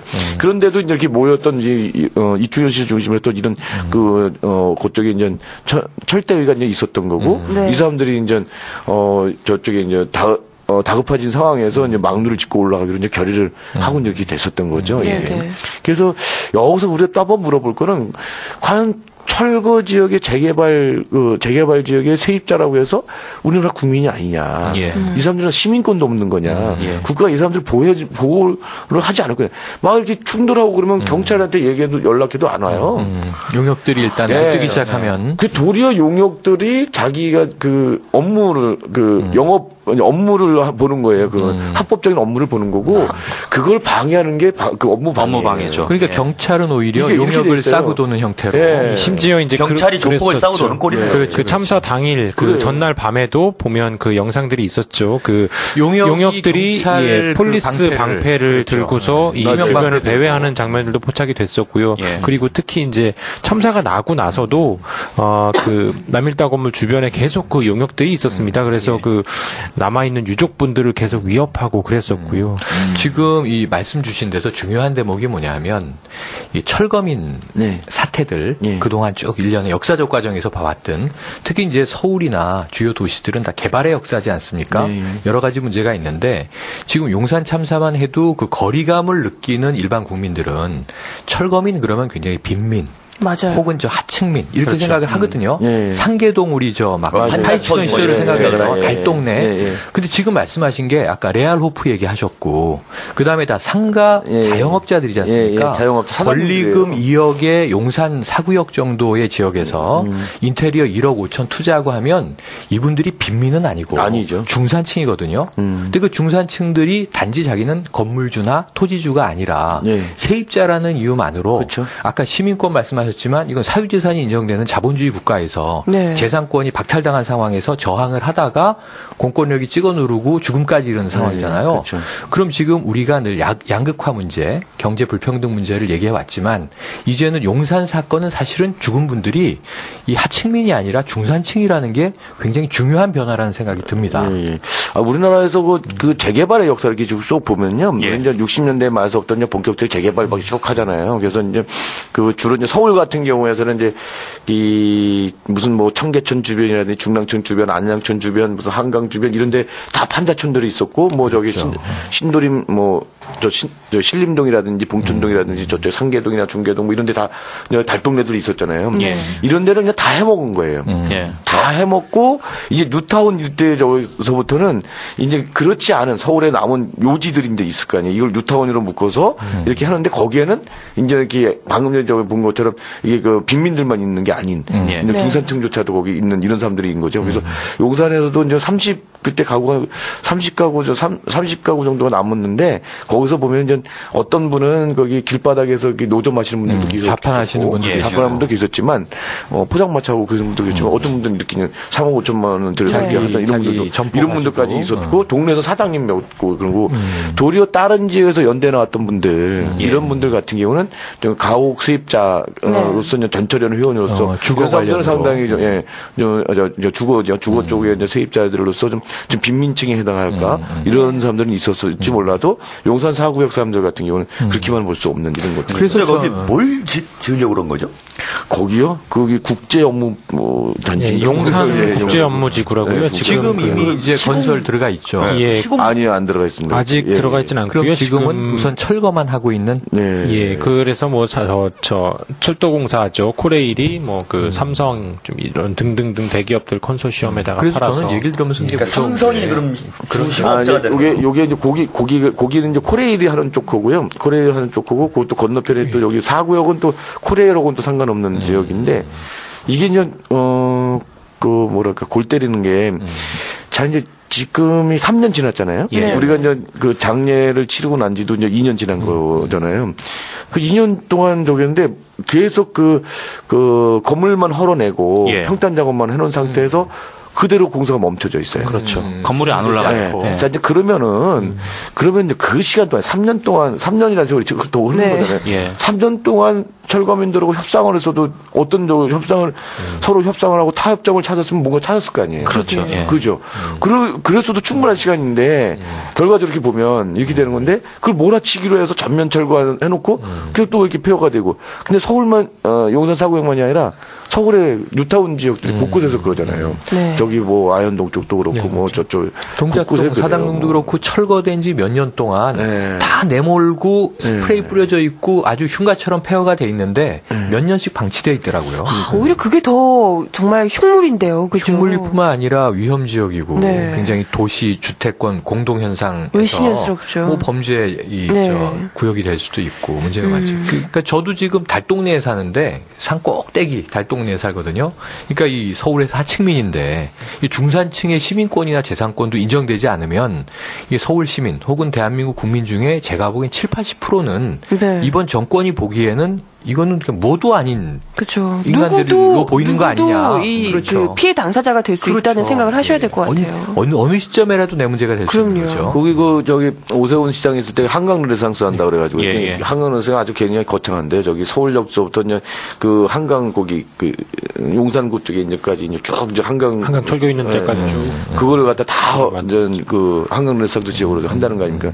그러다 보니까 이제 대림 아파트 주민들이 싸움을 하는 거잖아요. 그렇죠. 대림 아파트 주민들이 한참 그 대림 아파트가 저기 만들었을 때 한강 조망권이 있다 그래가지고 비싸게 아파트를 사서 거기 들어갔는데 이게 5년도 안 된 걸 갖다가 허물라고 그러니까 5년도 안 된 거. 그때 2009년도에 당시 그랬어요. 그래갖고 이 사람들이 이제 그런 거 갖고 싸우고 지금도 이제 거기는 플랜카드 아직도 지금도 붙여 있어요. 그 플랜카드 무섭더라고요. 한강수가 뭐 혈수가 될 때까지. 그렇지. 그 양반이 저는 지나가면서 혀를 찼습니다. 아니 이런 좋은 데 사시는 분들이 저런 좌파보다 더 피가 뚝뚝 떨어지는 구호를 걸어놨나. 아니 그 무서운 구호의 문학이 있어요. 저는 길거리 다니면서 그 이 철거 지역 구호들을 열심히 보는데 이태원에 제일 오래 걸려 있던 가슴 아픈 구호가 누구를 위하여 내 집을 허무나 이렇게 써 있거든요. 지금 없어졌는데 아마 이제 헐리고 있는 중인 것 같습니다만. 그러니까 지금 이런 처절함들이 이게 도심 곳곳에서 이거는 남의 문제가 아니고 우리의 생존권 문제로 걸려 있는데 말씀하신 대로 저도 지금 납득이 안 되는 게 3년 전 그리고 장례 치른 지 2년 전 이 용산 참사가 정말 분노감이 많았는데 폭발적으로 집결되지는 못했었다는 아쉬움이 있습니다. 맞아요. 역사적으로 굉장히 중요한 사건인데 그렇죠. 들어보니까 지금 3년 전에 더 심각했구나라는 이 체감이 확 되는데 자괴감도 좀 들어요. 우리는 뭐 하고 있었지? 지금 이 생각이 드는 거죠. 왜 그랬을까요? 그때 이렇게 심각한 일인데. 그 직전에 이제 촛불이 있었죠. 그 직전에 2008년에. 그쵸. 이게 이렇게도 볼 수 있을 것 같아요. 예를 들면 재개발 환상, 그러니까 뉴타운 환상이라는 게 그러니까 사람을 헷가닥하게 만드는 거죠. 나도 돈을 벌 수 있나? 이제 이런 것들 보통 총선 공약 같은 거 보면 다 재개발 들어가 있잖아요. 재개발 그러면 좋은 거 아닌가? 그런데 실제로 재개발에서 돈을 버는 사람들이 우리나라에 몇 퍼센트나 되겠어요. 그런데 이 재개발 장밋빛 환상에 우리 뭐 거리가 깨끗해지면 좋은 거 아니야? 뭐 나랑 상관없는 일이니까. 뭐 저항하면 저기 뭐 소수 이기주의. 아니 뭐 나라에서 큰일 한다는데. 뭐 이런 식의 어떤 관점들이 명확한 사실을 명확하게 못 보게 이렇게 흐려놓는 것 같아요. 보니까. 그리고 매우 기술적인 조작들이 진압 과정, 진행 과정, 여론화 과정, 재판 과정에 다 개입되는 사건인 것 같고요. 그래서 이제 뭐 보면은 이게 그런 거 같거든요. 그 뉴타운 막 일단 환상들이 있었고, 근데 이 용산이라고 하는 게 용산 참사를 이게 이제 그 뉴타운에 대한 환상. 나는 땅 투기에서 한몫 잡을 수 있다고 하는 그런 욕망. 이게 잘못됐다고 하는 걸 정면으로 드러내는 거거든요. 그래서 정면으로 그걸 응시해야지 진정으로 이제 용산 참사에 대해서 추모하고 같이 동참을 하는데 이러기 굉장히 힘들어 하는 것들이 이제 곳곳에서 좀 보이는 모습들이 좀 있었던 거예요. 그래서 나도 이제 내가 잘못했다는 걸 시인해야 되거든요. 근데 지금은 이제 용산 참사 싸움을 하면서 사람들이 바뀌더라고요. 근데 바뀌는 게 당연히 우리가 싸움을 잘해서가 아니라 부동산 경기가 죽는 거잖아요. 그렇죠. 부동산 경기가 죽어가니까 더 이상 이제 뭐 땅 투기를 통해서 뭐 재개발을 통해서 이게 이제 자기가 무슨 이득이 될 게 없겠다. 심지어 이제 뉴타운 사업 같은 경우에서는 뉴타운 사업을 진행을 하더라도 가옥주조차도 윗돈을 더 보태야지 입주를 할 수 있는 이런 상황들. 이렇게 돼버리니까 이제 그 땅 투기를 통해서 저기 할 수 없다라고 하는 것들이 사람들이 이제 나중에 이제 보여지기 시작을 하는 거예요. 지금 상당히 많이 분위기가 달라졌죠. 환상이 좀 많이 깨진 상태군요. 근데 2009년도 그때만 하더라도 아직도 그런 것들이 상당히 남아있었던 상태이기 때문에 그렇게 마음껏 거기 와서 그 광장에서 추모하거나 이럴 수가 없었던 이런 게 아니었는가 생각이 드네요. 그럼에도 불구하고 이제 1년 거의 가까이 될 동안에 이렇게 유족분들이 보면 남일당 건물에서 계속 계시고 또 연대하는 정당 또 시민사회 단체들 속 와서 이렇게 1년 가까이 끌기 이렇게 버티기가 어떻게 보면 쉽지 않았을 텐데 박명수 선생님 순천향병원에 계시다가 명동성당 가 계셨지만 남일당 현장에서 이렇게 1년 가까이 버틸 수 있었던 그런 원동력이랄까 그런 것들은 좀 뭐가 있을까요? 문정현 신부님은 그러셨죠. 한번 여기는 매일 전쟁터다. 매일 전쟁이야. 매일 얻어맞는다. 나 지금 안 맞았으면 좋겠다. 신부님조차도 매일 용역하고 경찰 오고 계속 붙이는 거예요. 이게 이런 상황들이었어요. 근데 바로 문정현 신부님을 비롯해서 문정현 신부님부터 시작을 해서 천주교 도시빈민 사목위원회에 이제 이강서 신부라든지 이렇게 먼저 부분들이 이제 들어오셔갖고 거기서 생명평화 미사라고 하는 걸 한 거예요. 그러면서 이제 거기 이제 나중에 이제 6월달 되면은 천주교 정의구현 사제단이 거기서 아예 그냥 천막을 치고 농성을 해버리는 거죠. 이 힘이 하나 있었고요. 그래서 그분들을 따라서 온 신부님을 따라서 온 수녀님과 신도들의 힘이 굉장히 컸었고요. 또 하나는 이제 문화예술인들의 힘이 굉장히 컸어요. 이 문화예술인들이 이제 저기를 그냥 참사가 일어난 이런 곳이 아니라 거기 가서 뭔가 느낄 수 있는 어떤 이런 공간을 만들어 보는 거죠. 거기서 가면 볼 수 있고 느낄 수 있게끔 하나하나 이제 그런 저들도 설치 미술품들 이런 해내고 벽화도 그리고 얘기 스토리가 있는 어떤 이런 것들을 만들어내고 그러면서 그런 것들이 되니까 사람들이 자발적으로 와서 자기가 뭔가를 용산 참사에 연대하는 뭔가를 하게끔 이렇게 되는 거고요. 근데 이제 이런 거에 플러스해서 정말 이게 1년 가까이 거기를 지킬 수 있었던 건 굉장히 쌀벌한 공간인데 이걸 지킬 수 있었던 건 정말 가난한 사람들의 그런 연대가 있었기 때문이다라는 거예요. 보면은 우리가 이제 1년 355일 동안에 자발적으로 우리가 뭐 모금 따로 이렇게 세게 하지 않았거든요. 예. 그런데 1년 동안에 이 모금이 된 게 14억이에요. 예. 14억이 됐어요. 동안. 근데 이게 많은 돈이 들어오는 게 아니라 정말 10,000원, 20,000원, 그렇죠. 많아봤자 10만원. 개미들의 신부님들이 이제 성당에서 가끔 100만원짜리가 들어올 수도 있어요. 네. 14억 모인다는 게 굉장히 어려운 거잖아요. 그럼요. 한 달에 1억 이상. 이렇게 이제 돈들이 오는 게 이게 돈이 그냥 돈이 아니라 사람들의 마음인 거예요. 예. 그러네요. 근데 이게 이제 정말 가난한 사람들이 거기에 자기가 동의를 하는데 예. 예, 어떤 분은 그러시더라고. 저기 지역에서 전라도 저 영광인가 이쪽에서 늘 마음이 있었는데 이제 농사 짓는 분이에요. 막 농사 꼭 와서 좀 하고 싶었는데 농사일도 해야 되고 뭐 그러니까 못 왔잖아요. 그래갖고 한 10월 달 넘어가고 농사일 좀 끝났을 때 11월 달인가 쯤 오셨던 것 같아요. 이 사람이 새벽에 이제 거기 와가지고. 자기 혼자 거기 이제 참배 묵념을 하고선 한참을 이렇게 묵념을 하고 그러면서 이제 돈 뭐 몇만 원 이렇게 내놓고 가는 거죠. 예. 이런 사람들이 한두 사람이 아니었어요. 이런 사람들이.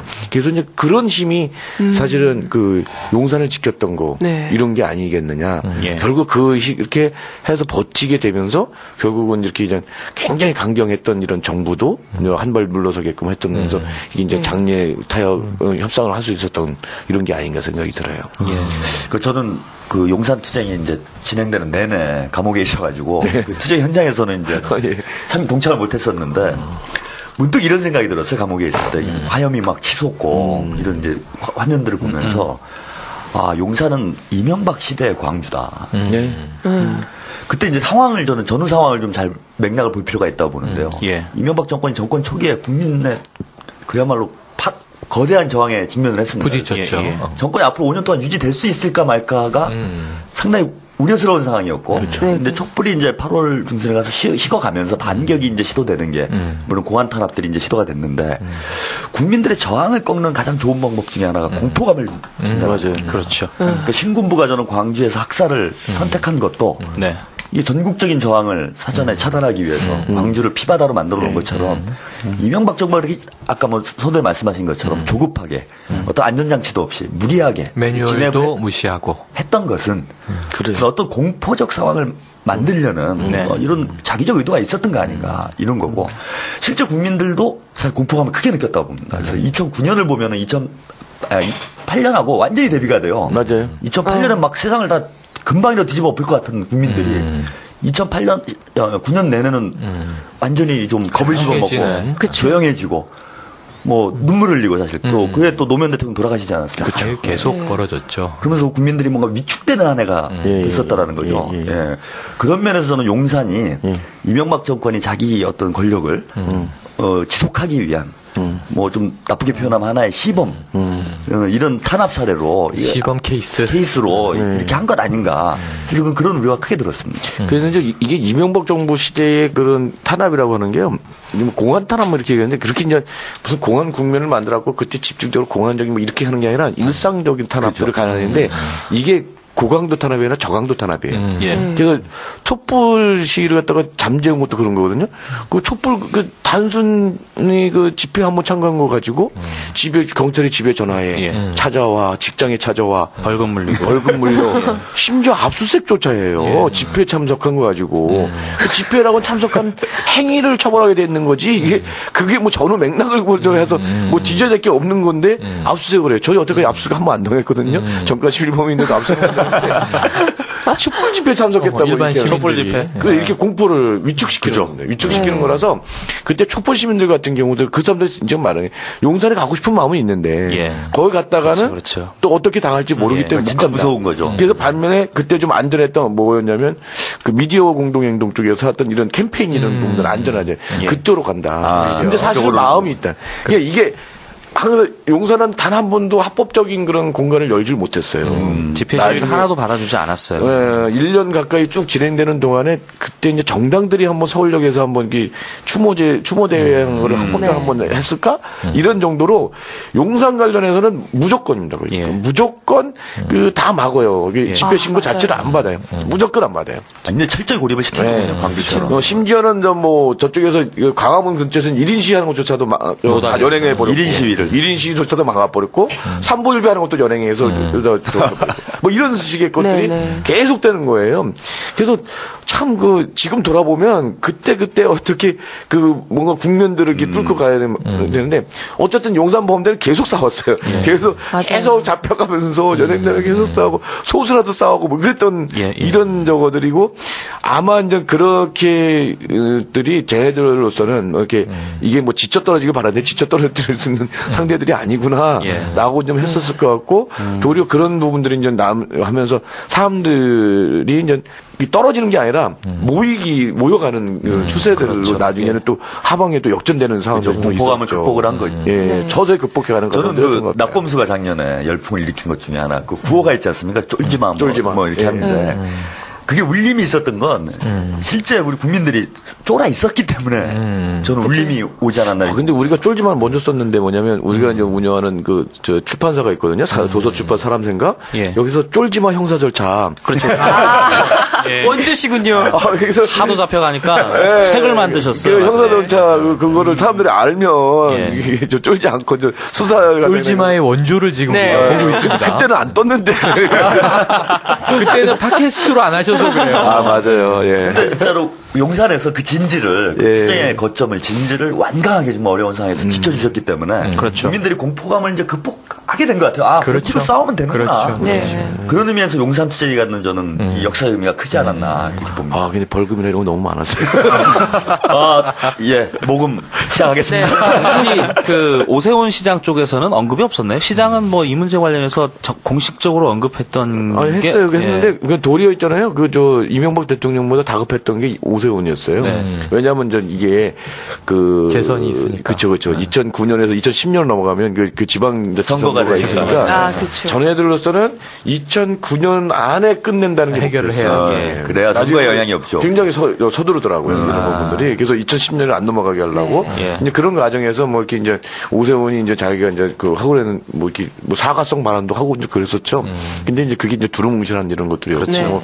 이렇게 됐었는데 사실 그 시점에서 그러니까 물밑 협상들은 뭐 아까도 말씀드렸지만 8월달 뭐 이렇게 결렬되고 난 뒤에 이제 정운찬 그때 총리가 올 때까지 오기 전에 뭔가 쭉 이게 되려고 그랬었어요. 근데 다시 정운찬 총리가 오고 나서 도리어 이제 식어버렸고 그러다가 이제 12월달 되면서 이제 이렇게 이제 됐는데. 계속 이렇게 이제 이 협상이라고 하는 게 이제 이 조건 제시하고 너 받을래 안 받을래 안 받으면 이제 뭐 이러고 있다가 이런 것만 계속 오고 한 거죠.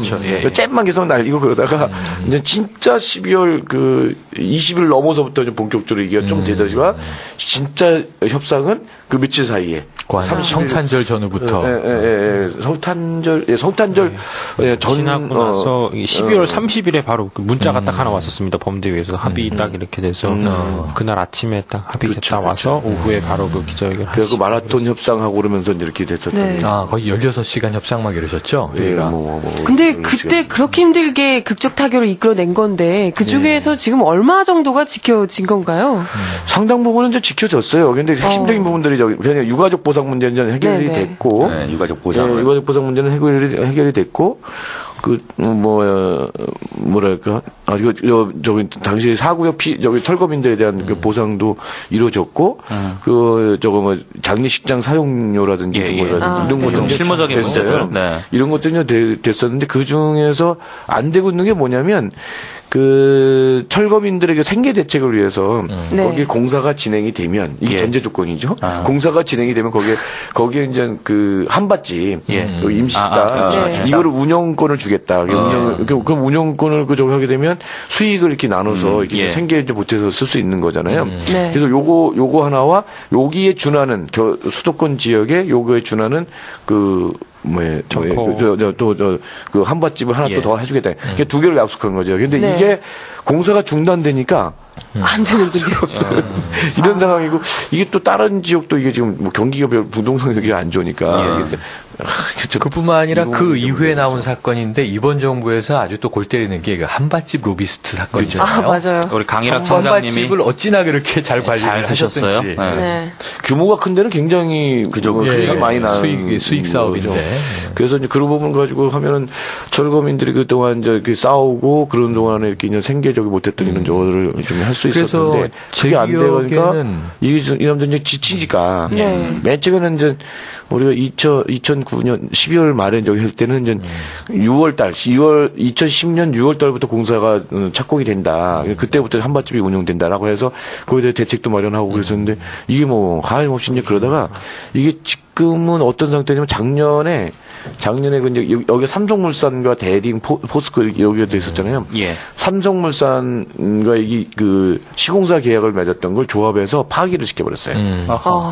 그 아직도 시공사를 하고 이렇게 계약을 못 해요. 조합이 확정이 안 돼 있구나. 그래서 이렇게 늦어지고 있는 거예요. 예. 아이고 참. 그 내 이면은 모르겠는데 시공사 쪽에서 이게 이제 뭐 조합 쪽에다가 돈을 더 내라 그랬나 봐요. 근데 거기에 이제 그거 이제 돈을 더 내라 했는데 조합이 이제 개긴 거예요. 자기들도 돈이 없고 이제 이게 나중에 그 수익성이 보장되면 이제 자기도 돈을 어디서 끌어들여도 할 텐데 프리미엄이나 뭐가 붙을지 알고 한 건데 그게 안 되니까 조합 쪽도 이제 그 정도 못 주겠다 뭐 이렇게 하다 보니까 삼성물산하고 이렇게 관계를 뭐 깎자 그랬을 수도 있고 그런 그 이면은 모르죠.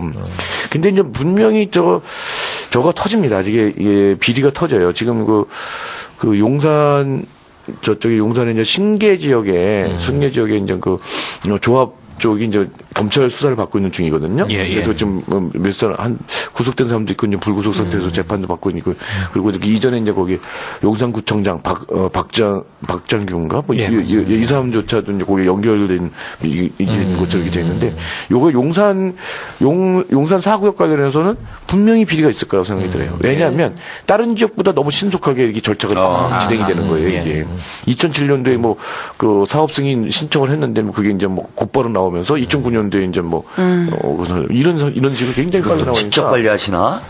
예? 이게 뭔가 그렇게 있지 않으면 이 급행료가 들어가지 않으면 그건 그렇게 됐겠냐. 급행료 그렇죠. 있었을 것 같다는 생각이 좀 드는 거죠. 각하가 또 직접 관리를 우리가 직접 수사를 하면 수사권이 없으니까 지금 경제적인 측면에서는 당시 합의가 이제 많이 그래도 진행된 걸로 말씀 주셨는데 제 기억에는 이게 그냥 이제 직접 당사자가 아니라 관전자 입장에서는 해결된 게 별로 없다 이런 느낌이 뭐가 있냐면 첫 번째로는 그 책임자 처벌. 그게 안 책임자 처벌이 안 돼 있다는 게 제일 이제 중요한 문제인 것 같고 맞아요. 두 번째는 이게 1년 가까운 싸움을 하다 보면 그때 이제 중간에도 기자회견 하신 그 말씀 내용의 제 기억으로는 지금 보상이 문제가 아니다. 그렇죠. 그때 유가족들이 얼마나 분노가 계속 끌어올랐겠어요. 그러니까 사과해라가 이제 굉장히 중요한 첫 번째 이슈인 것 같은데 정운찬 총리로 바뀌고 합의 과정에서는 그냥 유감 표명 정도 이 정도로 받아주신 걸로 이제 정리가 되었어요. 그러니까 저는 이게 사람의 목숨이 왔다 갔다 하는 상황에서 다 보상도 중요하고 돈도 중요하고 생존권도 중요하죠. 그런데 먼저 인권이 좀 존중받는 게 첫 번째 절차인 것 같아요. 그게 잘못했다. 미안하다. 당시에 굉장히 부담도 있으셨던 걸로 제가 기억을 해요. 그러니까 사과를 명시하지 못해가지고 굉장히 부담스럽죠. 뭐 예를 들면 그런 비판들이 뭐 보상을 위해서 여기까지 투쟁한 거냐 이런 그 좀 마음에 좀 걸리는 게 있으실 것 같은데. 방금 말씀하신 저거에서 보면 이 사람들이 인식하는 게 뭐냐면 방금 전에 그거 맞아요. 뭐 정확한 사과도 없었고 그리고 이제 책임자 처벌이라 이런 진상규명과 책임자 처벌이 없는 거고 우리 계속 그걸 주장하고 싸웠던 건데 그게 안 된 거고 또 한 측면 뭐냐면 그 뒤에 무슨 뭐 재개발 제도라든지 이런 것들이 바뀌었다고 한다면 좀 달라졌을 거예요. 제도적인 개선. 재개발 어떤 이런 부분들이 이제 근데 그 뒤에도 여전히 재개발 사업하면서 계속 문제가 생기는 거잖아요. 용역 깡패 문제가 최근만 해도 명동에서 명동 성당 투쟁했던 그 지역이 또 똑같은 이런 것들이라서 사람들은 이게 해결되지 않았다. 실제로 해결 안 된 거예요. 그런 걸 보면은. 근데 그래서 분명히 그때 말씀드리려고 했던 거는 이거는 장례 협상이었지. 이게 무슨 용산 참사 관련한 협상이 아니다. 근데 연합뉴스나 이런 데들은 왜 자꾸 그렇게 뽑는 거예요. 용산 타결. 이렇게 용산 타결. 사람들이 우린 분명 용산 타결 했다는 걸 아는 건데 장례와 관련된 최선의 조건 가지고 협상을 한 거고 그 부분에서 타결한 거죠. 그러니까 오늘 말씀드렸지만 이제 진상규명위원회는 또 계속 가동되고 있는 거죠. 그렇죠. 사실 뭐 장례를 1년 가까이 못 치렀기 때문에 그 장례 관련한 협상을 안 할 수가 없는 게 진짜 방금 전에 1년 저기 되는 상황들이었고 유가족들도 그렇고 이게 굉장히 힘든 겁니다. 이게 이제 1년을 갖다 그렇게 거기서 길바닥에서 사는 거예요. 기적이에요, 기적. 네. 항상 상복을 입으시고. 상복을 입고. 네. 저는 그 유가족들이 나중에 굉장히 어떤 그 힘들고 이런 저거들을 내색을 막 해고 그랬어요. 그런 부분들이. 그럼에도 불구하고 그분들이 버텨줬다고 하는 것도 굉장히 대단한 거예요. 이분들이 뿔뿔이 흩어져갖고 각자 가버리면. 그렇죠. 근데 당사자가 아닌데 어떻게 할 수가 없죠. 이런 것들만 해도. 그래서 그런 부분에서 더 그 지속하기는 상당히 좀 어려웠어요. 아쉬움이 굉장히 많았죠. 우리들도 여태까지 썼는데 잘 이거 갖고 이거 하려고 그러냐는 이런 것들 때문에. 그래서 하지만 그 내적인 상황이나 여러 가지 것들을 봤을 때 안 할 수가 없었던 이런 거고. 그러면 책임을 져야 된다는 생각을 하고, 그래서 급하게 대표자 회의를 또 소집을 해서 보고를 하고 했었던 이런 거죠. 이 말씀도 좀 여쭤봐야 될 것 같아요. 그러니까 지금 어쨌든 말씀하시는 줄거리를 쭉 들어보면 이명박 정부 들어서 가장 치열하게 각하와 전쟁하시는 분이에요. 그렇죠. 용산을 가지고 1년을 버티셨고 또 최근에 희망버스 이제 배후로 또 이제 몰려가셔가지고 전문 시위꾼? 아니 근데 그 말씀을 하시니까 지금 각하와 이 도전과 응전의 과정을 싸우면 현장에서 싸우는 사람들이 적을 가장 잘 알잖아요. 그럼요. 근데 지금 용산 참사 1년. 근데 이게 김진숙 지도위원 희망버스 우리 크레인 농성도 거의 1년. 그러니까 각하의 시간 끌기는 대단한 이 작전의 일관성이 있는 것 같은데. 그러니까 올해 이제 인권 운동을 해오셨으니까 그 역대 정권들이 어떤 행동을 해왔고 이제 경험들이 다 있으실 거 아니에요. 패턴이라든가 각하. 과연 어떤 분이신가? 그렇죠. 현장에서 느끼는 각하. 더러운 놈이죠. 보통 인간으로 생각하면 안 된다. 그래서 사람이라면 이런 게 안 통하는 사람 같아요. 상식이 안 통하는 이런 거고. 그래서 좀 정말 다른 세계에 있는 사람이고. 그러니까 소통도 안 되는 거 아니겠어요? 정신세계도 다르고. 진짜 가치관이 진짜 정말 다른 것 같아요. 그러니까 아예 이런 얘기조차도 그런 거고. 그게 이제 보면은 이제 왜 자수성가 갖고 이렇게 좀 했던 사람들이 독불 장군들 있잖아요. 나도 다 해봐서 아는데 이런 것들 안 해본 게 없으신 분이죠. 다 했는데 나도 니돈 받고 고생했다 이런 것들이잖아요. 이런 게 굉장히 강한 사람이고, 그러니까 남들 얘기 안 듣고 자기 혼자 판단하지. 그러다가 이제 망해버린 거죠. 그러다가 이제 정권 끝나면 이제 감옥 가겠죠. 끝나면 어떻게 가겠죠. 이 세상이 바뀐 거를 전혀 인식을 못하는 것 같고, 아까 말씀하신 대로 중동에서 대수로를 건설하는데 정말 근로자 한 명 죽어도 그것 때문에 지금 우리가 공사 며칠 중단할 수 없다. 버텨라. 리비아 정부와 약속을 단축 이행해야 한다. 밀어붙여 지금 이런 식으로 가던 거를 대통령으로 용산에 옮겨온 거예요. 국민의 행복과 이 삶의 질을 높여야 하는 제일 중요한 이제 행정부의 수반이 그냥 공사 십장하는 형태로 지금 밀어붙이다가 시민 국민이 죽어 나가고 불타 죽는데 그거를 지금 이렇게 방관하고 있었다는 거 아닙니까? 아니 지금 우리 시대에 어떤 사건으로 사람이 죽었는데 여러 가지 문제가 해결이 안 돼서 장례를 1년 미뤄서 치른다? 이게 보통 문제는 아니죠. 그럼요. 이 사람이 사는 세상인데. 이제 노무현 대통령 때하고 그렇게 이제 비교해보면요. 노무현 대통령 때도 굉장히 집회 시위의 자유가 많이 확장이 됐어요. 그렇죠. 보면은. 그때 이제 법이 바뀐 거는 이제 누리 촛불 시위 그것 때문에 이제 이명박 정부의 야간 집회가 허용이 됐잖아요. 아직 헌재에서 야간 시위에 대한 것에 대해서 합헌 결정은 아직 안 나왔죠. 아마 합헌 결정 나와야지 맞죠. 야간 집회는 합헌인데 야간 시위는 불법이다 그러면 이것도 말이 안 되잖아요.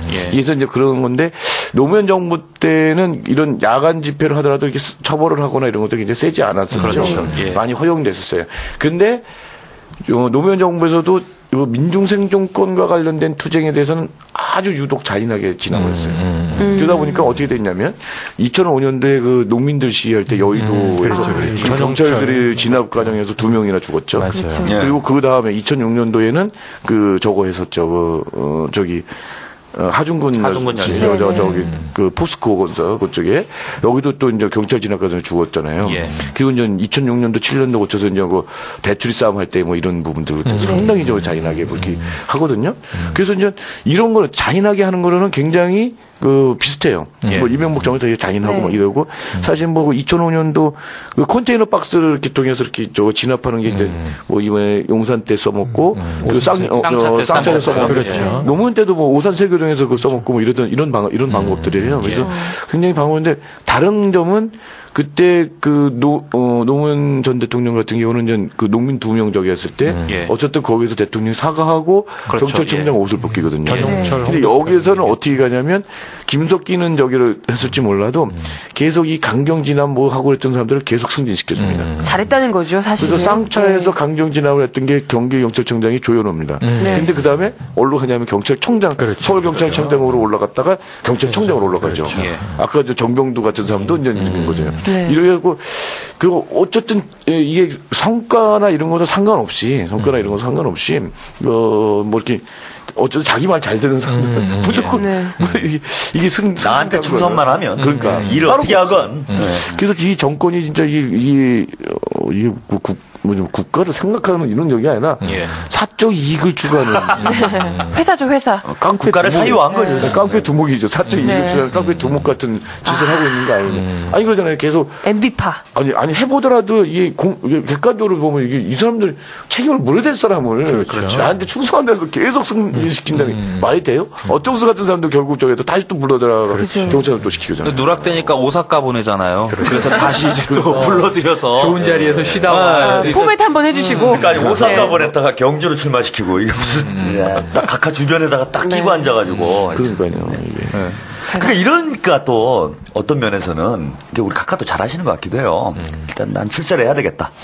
나는 뭐 크게 돼야 되겠다. 이런 사람 목숨 걸고 충성하겠네요. 그러니까요. 무슨 식으로 사람이 죽어도 뭐 눈알 깜짝 안 하고 무슨 지시건 각하가 하는 대로만 하면은 나는 높은 자리에 간다.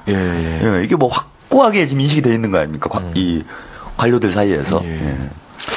제대로 충성은 하겠네요. 밑에 있는 사람들 중에서는. 그러니까 저희가 이제 이 민주주의가 후퇴되는 거에 대해서 이제 2012년 총선 대선을 반드시 이겨야 된다 이런 취지로 계속 말씀을 드리는데 오늘 또 이제 말씀을 쭉 듣고 보니까 반드시 이겨야 될 이유가 하나 또 생겼네요. 네, 진상규명 그리고 사과. 네, 그리고 받아야죠. 그러니까 국민의 정부 시절에는 과거사 진상규명위원회. 그렇죠. 근데 다음 정부에는 현재사 진상규명위원회를 만들어야 될 것 같아요. 과거사 저기도 지금 그 과거 청산 관련한 작업들이 김대중 대통령 때서부터 진행이 됐어요. 그렇죠. 그게 이명박 정부에서 다 중단시켰죠. 그렇죠. 다 문 닫게 만들었어요. 그러다 보니까 해야 될 일이 굉장히 산적해 있는데 진실화위원회에서 사건 조사 뭐 절반 다 못했어요. 그거에 못했고 그 뭐 민간인 학살 부분들은 그대로 남아 있고 상당 부분들이 많이 있는데도 불구하고 이제 그런 거고요. 그리고 또 이제 진실화해위원회에서 이렇게 이제 진상규명이 됐던 이런 사건들이 다 법원에 가서 재심, 무죄 나오고 그러잖아요. 근데 그런 일들을 다시 이제 이후에 재심에서 무죄 나올 일들을 또 계속 만들고 있는 거예요. 사건 뭐 이런 부분들은 뭐 우리 이제 용산 같은 것도 마찬가지 그럴 거라고 생각이 듭니다. 문득 또 이제 이야기를 나누다 보니까 저는 그분이 떠올라요. 우리 박비대에 그 떠오르는 뭐 신인이라고 해야 되나요? 이준석 씨. 또 얼마 전에 철거민 발언으로 완전 폭풍 비난. 철거민 두고 미친놈 이런 발언을 해가지고요. 전문 시위권이라고 했죠 트위터에 예전에. 그것도 뭐 회를 하는데 좀 시끄럽게 했다 이걸 가지고. 뭐 서초 이동인가 뭐 5월에 했던 트윗인가요? 그래 그 트윗이 이제 화제가 돼서. 그런데요. 이런 분이 한나라당을 쇄신하겠다 이런 일원으로 끼어 있다는 것 자체가 그죠. 그 시위하는데도 전문가가 필요해요. 그래서 이제 전문 시위 반전을 전문 시위꾼이 아니라 시위 전문가 이렇게 우리 바꿔볼 그렇잖아요. 시위도 해본 사람이 하죠. 시위 카운셀러. 시위 모르는 사람들이 했다가 괜히 저기 부딪혀하고 우리 쪽에 피해 많이 당하고 뭐 그렇죠. 이러면 안 되거든요. 그러니까 그게 시위 전문가가 물론 이제 투쟁 전문가였던 시절이 있어요. 저희 젊을 때는. 근데 지금은 이 뭐 니고시에이터 혹은 뭐 커뮤니케이터 이렇게 이제 저 협상을 해주시는 거잖아요. 아니 그럼 그 협상 말고 여러 가지 기술이 필요한 거예요. 그에 대한 이제 덜 다치고 목적을 쟁취할 수 있는. 그러면서 효과적으로 이렇게 그렇죠. 효과적으로. 저기도 저희도 자격증 하나 만들어야 돼요. 뭐 시위 설계사. 그러면은 안전 시위사 뭐. 자격증은 누가 바로 우리 재단 이사장님이 되셔야죠.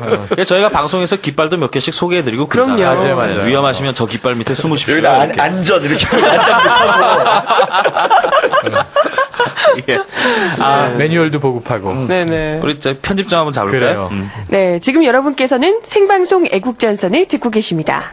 동북 동방의 아름다운 대한민국 나의 조국 반만년 역사 위에 찬란하다 우리 문화 오곡백과 풍성한 금수강사로 태어나고 완전 통일을 이루어 영원한 자유평화 태극기 휘날리며 벅차게 노래 불러 자유대한 나의 조국 기름이 내리라 자유대한 나의 조국 기름이 내리라. 사람들은 마음 따로 몸 따로 후원하죠. 마음의 선물이 진짜 선물이라는 배고픈 세상. 은 중요하지 않아요. 중요한 건 그래서 민중의 소리가 CMS 후원을 원하고 있다는 거죠. 723-4266-CMS. 위원장님께서 재미난 에피소드가 하나 있으시대요. 네. 현장 전문가로부터만 들을 수 있는 어떤 에피소드셨어요? 뭐 재미난 것들은 뭐 많이 있었어요. 가령 이제 그 순천향병원 장례식장에서 우리가 6개월을 살았어요. 네. 수배돼서 그 안에 그냥 운둔하고 장례식장에만 있었던 장례식장에서 장례식장에서 총 10개월을 사는 거예요. 제가 수배돼 갖고. 그러니까 3월 초에 이제 수배가 돼서 이제 장례식장 순천향병원 장례식장에서 6개월을 살았고 또 이제 명동성당으로 옮겨서 또 4개월을 살았는데 거기도 마침 또 영안실이에요. 그래서 성당에서 내준 게. 그런데 순천향 거기서 이게 갇혀 살으니까, 이게 좀, 뭐, 운동도 좀 하고 그래야 될 거 아니에요. 그래서 뭐, 이전처럼 방법을 다 써보고 그랬는데, 안 되니까 어떻게 했냐면, 가서 배드민턴을 쳤어요. 배드민턴을 치는데, 이게 천장이 낮으니까. 그렇죠. 보통 이렇게, 보통 치는 식으로 치면 이게 다 천장에 다 걸려요. 그게 이제 그러면 어떻게 되냐면, 직선 타구를 쳐야 됩니다. 그렇죠. 굉장히 빨리 쳐야 됩니다. 그러지 않으면, 운동이 1시간만 하면 땀 쫙 흘리고, 이러면서 이제 건강을 유지하고 그랬었는데 정말 재미난 에피소드는 이제 제가 탈출을 진짜 하려고 그랬었던 게 뭐냐면 쟤네들은 이제 여기 경찰을 싸고 있었잖아요. 경찰이 순천향병원을 다 싸고 있었어요. 이게 이제 뭐 그 출입구마다 다 저기고 뭐 외곽에도 세워놓고 이거 그 시신 보관하는데 안치실 거기도 좀 막아놓고 있었군요. 그런데 그때 이제 하루에 사용료가 250만 원씩 나가요. 그 장례식장과 그 시신 안치실 냉장고. 그러니까 해서 이제 250만 원씩 나가니까 굉장히 부담이 되는 거죠. 그러니까 쟤네들은 우리를 고사시켜서 결국 지쳐 떨어지게 만든다. 이런 거였었잖아요. 그래서 우리가 이제 거기 계속 이렇게 있다가는 우리가 이제 지푸려 이제 죽겠다 싶어가지고 우리가 이제 6개월 지나고 나서 탈출 한번 시도한 적이 있었는데 새벽에 이제 바로 이제 그 뒤에 보면 이제 그 미군 기지가 있거든요. 하루에 미군들이 쓰는 지금 뭐 별로 많이 사용을 안 하는데 그쪽으로 이제 보면 탈출할 수 있을 것 같아요. 그래서 이제 몇 번을 전 미국으로 탈출하시려고 노리다가 그래갖고 쫙 이제 도망가려고 이제 그랬었죠. 저기 이제 딱 내려가서 첫종 딱 끊고 넘어가서 쫙 가먹고 어떻게 하면 되겠다 싶은 거예요. 그래서 몇 번을 연구 금리 끝에 이제 경찰이 가장 허술한 이 틈을 타서 새벽에 이제 우리가 4층에서 이제 밧줄을 타고 쭉 내려가서 밧줄을 제가 이게 지금 언론에 처음 공개해요. 비싸네요. 딱 이렇게 내려가는데 이게 이제 그때 막 비가 좀 왔었던 이런 상태고 근데 여기 담하고 여기 벽하고 여기 이제 그 지붕같이 이렇게 이제 막아놓은 데가 있었어요. 그걸 밟고서 거기서 이제 철문 좀 착 하면 되겠다 이 생각을 했고 이게 밧줄 끊고 왜 하강하는 거 있잖아요. 안전 탈출할 때 그걸 가지고 또 특전사 요원들이 그거 가지고 이제 딱 내가 해서 이렇게 하려고 그랬어요. 그랬는데 요거는 내려가서 거기까지 내려간 건 잘 내려갔는데 벽을 타고 잘 내려갔는데 내려갔는데 저걸 하니까 그거 이렇게 여기 담과 담 사이에 이렇게 해놓은 그 지붕 같은 거를 아크릴판 같은 건데 그걸 밟은 게 뿌지직 소리. 매우 약한 거였구나. 그 정적이 흐르는 새벽에 식장에 그 새벽에 엄청 이게 엄청 크니까 경찰이 왔어요. 소리 듣고. 뭐 하세요? 밧줄에 매달려 계시고. 뭐 하세요? 밧줄에 어둠 속에서 나는 이게 큰일 난 거죠. 잡히면 진짜 순간 정적. 개쪽당하는 게 아니라 우리 투쟁이 완전 저기가 되는 거니까. 이게 어쨌든 우리가 이제 거기서 이제 버텨줘야 되는 이런 상황이 있는 거잖아요. 이런 상황이 온 거예요. 이 사람들도 맨 처음에 오긴 왔는데 당황스러운 거죠. 그러니까 본 건가요, 경찰이? 경찰이 어둠 속에서. 그러니까 뭐 하세요? 서로 만져보고 있어. 아저씨 저 위에서 내려오셨어요. 아주 올라가신 거예요. 올라가는 거예요? 애들도 뭐 어리벙벙한 상황 파악이 안 됐어. 저쪽에서 또 정경도로 그래서 더 이상 안 되게 되고 거기 다시 이제 이렇게 밟고서 또 막 올라가는데 그때서 이 사람들도 날 잡으려고 근데 2층 올라가고 나니까 이제 포기하더라고. 이제 포기하는데 그때 그냥 막 이게 그때 온 힘을 다 쓰니까 이게 나중에 올라가는 게 보통 힘든 일이 아닌데요. 그러니까 이게 배드민턴을 열심히 치신 거야. 하신 3층 올라가는데 이게 밧줄을 이렇게 이제 뭐 이제 안전하게 한다고 했는데 이게 다 벗겨지고 아이고 매듭 다 벗겨지고 떨어질까 또 걱정 막 이게 하다가 겨우 어떻게 이제 들어가는데 한 일주일 동안은 이게 너무 아팠고 그렇죠. 긴장하고 그러니까 거의 뭐 횡격막 이렇게 뭐 근육 알배기 그때 아마 잡혔으면 이제 상당히 아니 경찰이 거기서 바로 딱 내려오는 거다 해서 잡았으면 진짜 큰일 날 뻔했어요. 그렇죠. 올라가시는 거예요? 내려가시는 거예요? 올라갑니다. 그러고 초스피드로 올라가셨을 것 같아. 또 빨리 올라가야 되잖아요. 그 상황에서 초인적인 힘으로 우리 의연한 모습으로 지금 이렇게 웃으면서 얘기했지만 당시 상황은 아찔했던 순간 이제 안 때렸던 순간 몇 초 사이에 딱 이게 탈주 시도 미수 사건. 저도 얘기를 하시니까 수배 옛날 생각이 나가지고 학생운동 역시 다 행동파신 거예요. 연세대에서 뭐 좀 집회가 있었는데 수배 중이었는데 제 현상금이 한 500만 원 걸려 있었어요. 세셨어. 괜찮았군요. 연대에서 행사를 마치고 연대 넓으니까요. 세브란스 병원 쪽으로 이렇게 그렇죠. 나오다가 딱 경찰 2명이 이제 딱 있는데 알아봤더라고요. 저는 500만 원. 그 당시에 이제 뭐 가드라고 하지 않습니까? 그렇죠. 2명이 이렇게 있었어요. 저희 2명이니까 이제 해볼 만한 상황이었는데 제가 이제 그 눈짓으로 얘네들도 둘이 잡을 수가 없으니까 눈짓으로 이제 이 친구한테 한번 붙어볼까? 연대 쪽으로 뛰자 이렇게 얘기했는데 이 친구가 자기만 살겠다고 저는 딴 데로 뛰더라고요. 다른 병원 안으로 들어가 버렸어요. 저만 남은 거죠. 건물 안으로 들어가고. 이제 도망을 가야 되겠다. 딱 해가지고 가는데 이 뒷덜미를 잘 잡혔습니다. 그리고 이 잠바를 입고 있어요. 사람이 딱 위기에 몰리면은 초인적인 힘이 나와. 초인적인 어떤 이 아이디어가 돌아가는 게요. 잠바를 잡으니까 손을 쭉 뻗으면은 잠바가 벗겨질 거다. 손을 저도 모르게 손을 굉장하시네요. 경찰 쪽으로 쫙 뻗었더니 진짜 쏙 빠지고 성공했어. 그냥 자빠지고 저는 도망가고. 그래서 이거 수배 생활을 해보면은 진짜 사람이 초인적 능력이 나오거든요. 행동대장 그 젊을 때니까 뛰면서 저거 나이 큰데 아까워 막 이러면 뛰었을 거 아니야. 그 경찰을 골탕 먹인 적도 있어요. 이제 맨 처음에 이제 핸드폰을 갖고 들어갔었잖아요. 핸드폰 대해서 추적하는 거 알잖아요. 그렇죠. 그래서 이제 이거 이제 핸드폰을 일부러 다른 놈이 갖고 간 거예요. 그래서 한 번은 좀 난리가 났어요. 박내가 탈출했다. 이래갖고 이게 뭐냐면 핸드폰이 그저 장충당공원 쪽에 들고 잡히는 거예요. 이게. 그 좋은 방법이. 그 친구가 거기 가서 술 먹고 있었어요. 족발집에서.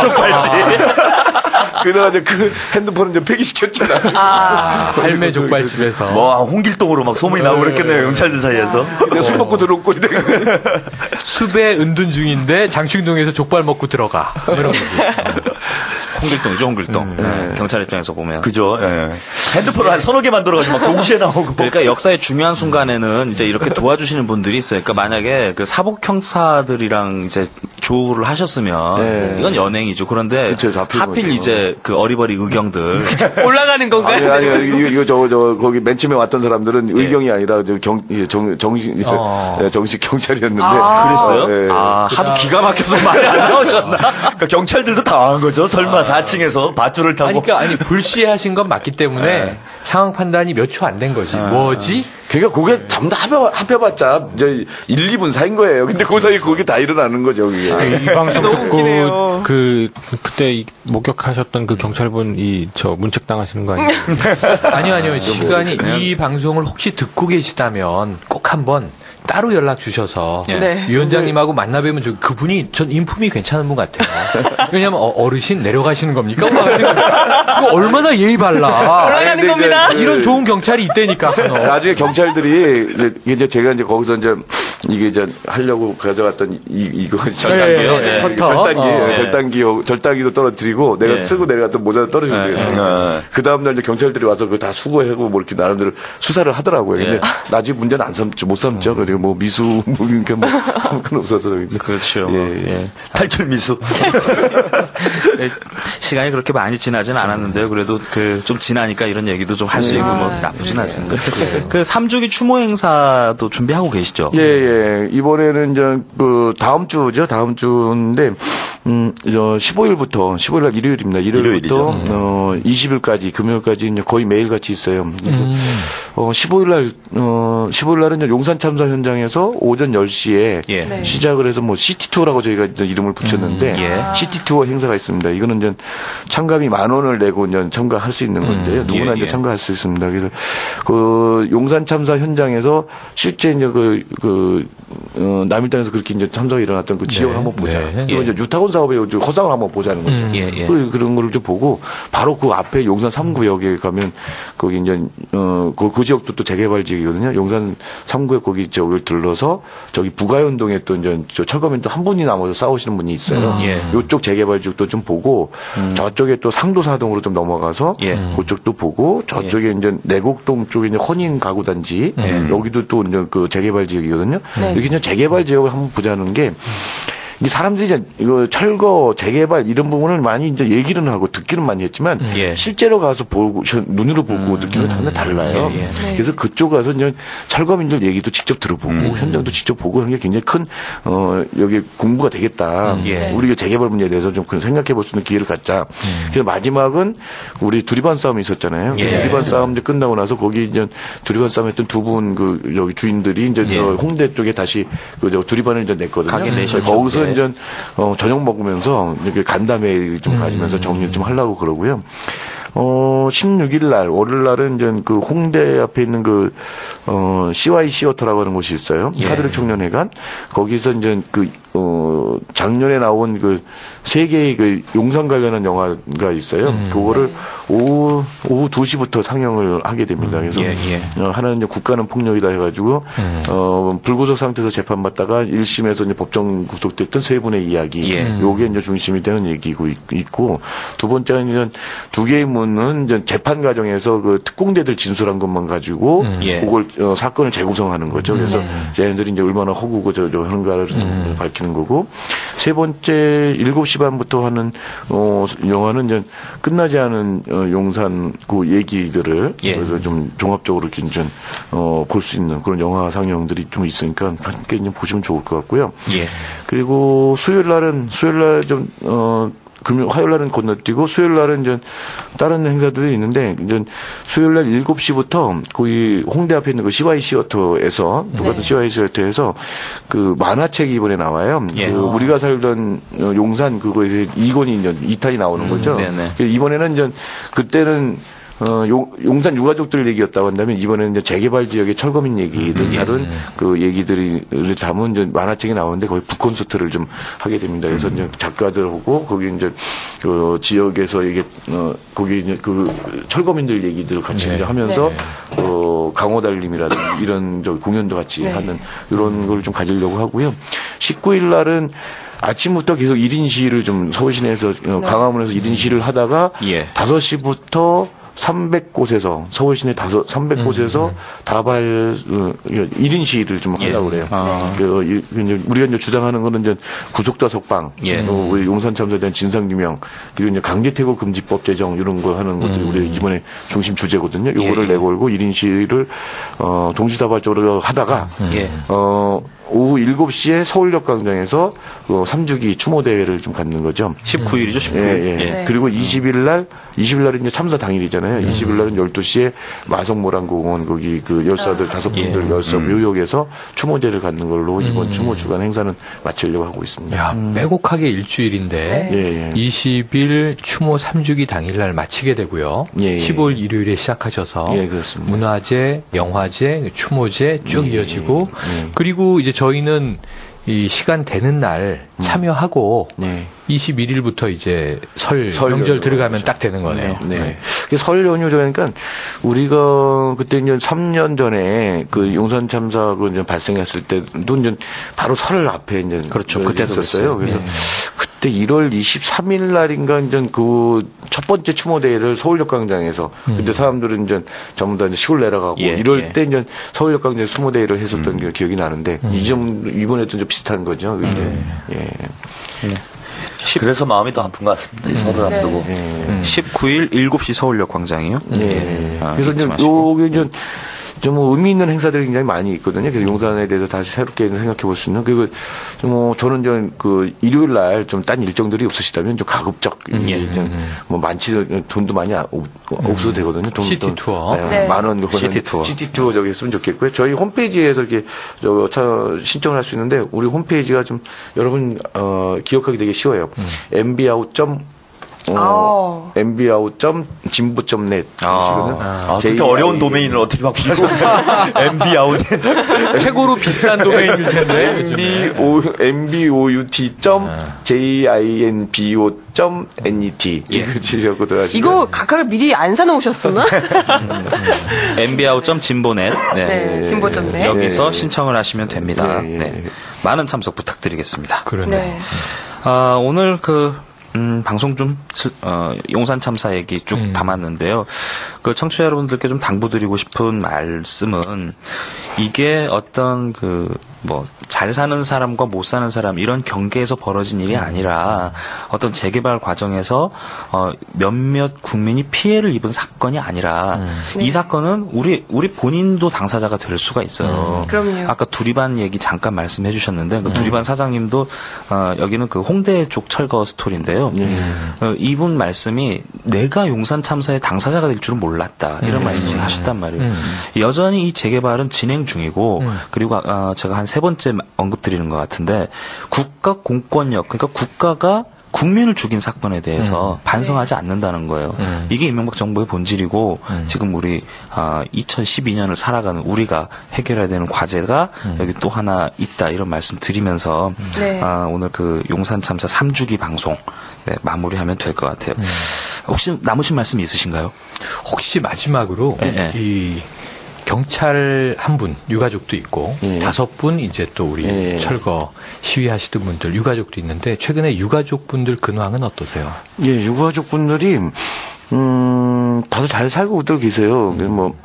저기 아까 이제 이충년 씨 어머님 되시는 분, 어머님 되시는 분 지금 수감돼 계신, 이상님 여사의 이제 부인이시죠. 이분은 연세 제일 많으신 분인데 이분은 이제 따님하고 같이 이제 그 도시락 보조하는 이 가게를 좀 해갖고 그 봐주시느라고 바쁘시고 육아협 활동을 굉장히 열심히 하셨던 분인데 가게 때문에 잘 못 나오고 있고 거기 이제 그 며느님 정영신 씨 여기는 이제 우리 용산 참사 진상규명위원회 이제 활동가로 좀 일하고 있어요. 그래서 이제 이걸 통해서 또 희망버스 그걸 통해서 이분이 이제 이게 그 활동가로 자기가 살고 싶은 어떤 연대 활동으로 생기셨고요.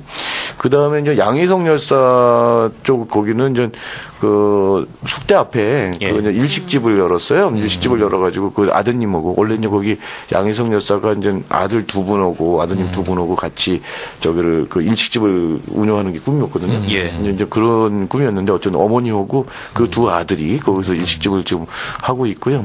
그리고 그 이성수 씨 부인 권명숙 씨 같은 경우는 저쪽에 어디야 수지 쪽에서 또 아드님하고 같이 장사하고 있고 음식점 하고 있고요. 그리고 이제 윤용원 씨 부인은 이제 독실한 카톨릭 신자가 돼가지고 또 육아협 활동, 주로 육아적인 활동들을 이렇게 많이 하고 있고 이러고 이제 한 분이 이제 한대성 열사 부인이 그 연락이 끊겼어요. 아이고, 그래갖고 어떻게 지내는지 굉장히 궁금하고 그런데 연락할 방법이 없네요. 그래서 이분이 어떻게 사시는지 굉장히 궁금한데 잘 살고 계셔야 되는데. 네. 이번에 뭐 설 특사 얘기가 좀 나오고 있는데, 뭐 건설업자들은 뭐 좀 특사 혜택이 있다, 뭐 이런 보도도 있고 했는데, 좀 다 형기를 절반 이상 다 사신 분들이 많죠? 아니 그게 아니고요. 이번에 이제 갑자기 뭐 난데없이 이제 그 정부에서 설 사면을 한다고 이제 그렇게 했어요. 그래서 설 사면 결정이 좀 됐는데 955명이 이제 결정이 됐습니다. 955명. 이제 그 생계형 뭐 범죄자들, 민생 사범들이라고 이제 얘기를 하는데 그 정확하게 누군지 잘 모르겠죠 우리가 955명. 근데 이번에 중요한 거는 어쨌든 그 비리 정치나 경제에는 포함 안 됐다는 건 다행이에요. 그런데 이번에 이제 꼼수가 있었던 게 뭐냐면 이게 이제 재개발 관련해서 이렇게 이제 비리 부분이나 이런 것들 때문에 행정 제재를 받고 있었던 거를 3천 몇백 건이 되는 거를 한꺼번에 다 풀어줬어요. 즉 재개발 관련한 어떤 건설업자들이 뭐 LH 뭐 수주할 수 있는 자격을 뭐 박탈했었던 거를 다시 이제 풀어준 거니까 복권을 시켜주고 뭐 이런 것들인 거라서 저걸 꼼꼼히 다 따져보면 이게 상당히 문제가 있을 것 같은데 역시 이제 삽질을 좋아하는 각하 자기 사람들 챙기는 게 아니냐 이런 거고요. 그래서 이제 저는 이제 정말 이번에 사면이 필요할 때다. 이명박 정부 들어와가지고 양심수들에 대한 어떤 사면, 또 생존권 투쟁하다 들어가서 수감 중인 분들에 대한 사면 이게 전혀 없었거든요. 그 예를 들어서 이제 뭐 용산 참사 우리 이제 구속자들뿐만 아니라 그 이제 쌍용자동차의 이제 한상준 지부장이라든지 그리고 여러 노동자들 투쟁도 굉장히 많잖아요. 이런 사람들 또 국가보안법으로 해서 수감 중인 분들 뭐 이런 분들이 있어요. 한성준 목사님이나 이런 분들 한 번도 이런 것들이 없었거든요. 이런 분들이 대한 어떤 사면들을 안 하고 여태까지 비리 정치인 경제인들만 사면해 왔었단 말이죠. 이번에 정말 국민 통합적인 어떤 차원에서 뭐 사면을 한다면 이런 사람들이 포함되는 사면 또 우선적으로 이 사람들이 이제 사면 시켜야지 이게 그 사면의 진정성이 이제 의심받지 않을 텐데 이번에 저기 뭐 민생사범들 사면했다고 해서 사실은 꼼수 부린 뭐 이런 거라고 한다면 역시 이제 그 진정성을 의심받을 수밖에 없는 이런 거 아니냐. 그래서 그렇게 지금 국민 통합이나 화해로 가면 제일 좋겠는데 그게 저희가 바라볼 수 있는 최소한 정도의 이 정도도 못 해주는데 사실은 지금 국가보안법으로 오늘도 잡혀 들어갔고 정봉주 의원은 풀어줄만 한데도 또 굳이 투옥 수감을 시키고 지금 오히려 더 레임덕이라고 얘기하는 마지막 시점까지 잡아놓고 있는 상황이어서 참 우리 바람이 마지막까지 무참하게 뭉개지는 거 아닌가 안타까움이 있습니다. 각하는 모르겠고요. 이분한테 별 기대하는 게 없어서 민주당에서 민주통합당이죠. 통합당에서 정봉주 의원 관련한 이 사면을 요구할 계획이다. 뭐 이런 보도가 있고 했는데 물론 정봉주 의원도 이제 빨리 나오셔야 되는데 이런 분들 오랫동안 고생하시는 용산 분들 참사 진짜 잊으면 안 되는 일입니다. 이런 분들에 대해서도 좀 정치권이 신경 써줬으면 좋겠다. 용산 참사 구속자들에 대해서는 다른 야당들은 다 이미 이제 그 내부 결의가 되어 있고요. 그 민주당만 그 당론으로 이제 결의안을 채택하겠다는 이제 그게 계속 늦어진 상태였어요. 근데 뭐 이번에 좀 당론으로 이번에 새로운 이제 지도부가 만들어지면 당론으로 저기에서 마침 좀 용산 참사 3주기니까 새로 만들어진 지도부에서 첫적으로 용산 참사 구속자들 사면하라라는 입장들 내면 아주 좋을 것 같습니다. 의미가 있겠네요. 인영이 형한테 전화해야 되겠네요. 인영이 형. 서살 몇십만 개 얻어 가셨는데. 지난번 오셨던 인영이 형. 그걸 받아야 돼요. 당선되면 우리 때문이야. 슬슬 마무리하시죠. 혜림 씨. 네. 청취자 여러분, 오늘 1월 11일 밤이요. 생방송 애국전선 10화 용산 참사 끝나지 않은 이야기 편을 함께 하셨습니다. 이제 용산 참사 3주기인데요. 우리 애국인 여러분들 어떻게 지내셨나 모르겠습니다. 내 이웃의 집을 빼앗고 또 목숨을 앗아갔던 끔찍한 일이 벌어진 이 죄 많은 땅을 밟고 우리는 여전히 이 짐스러운 삶을 계속해서 살아가고 있는데요. 아까 방송에서 잠깐 이야기 나왔던 누구를 위하여 내 집을 허무나 이 말이 참 가슴에 와닿습니다. 애국인 여러분, 다른 일에 멀리 애국이 달리 있지 않습니다. 정당한 일에 분노하고 직접 행동으로 옮기는 것이 곧 애국이겠죠? 그죠? 가진 것 없는 사람에게 더 잔인한 이 계절. 15일 용산 참사 현장에서 시티 투어로 애국인 여러분들의 불타는 애국심을 보여주시길 바라겠습니다. 여기는 5명의 애국 독수리들이 지키는 생방송 애국전선. 오빠들 잘 자요. 끝. 네. 수고하셨습니다. 네, 감사합니다. 고생하셨습니다. 근데 마지막에 오빠들 잘 자요. 이게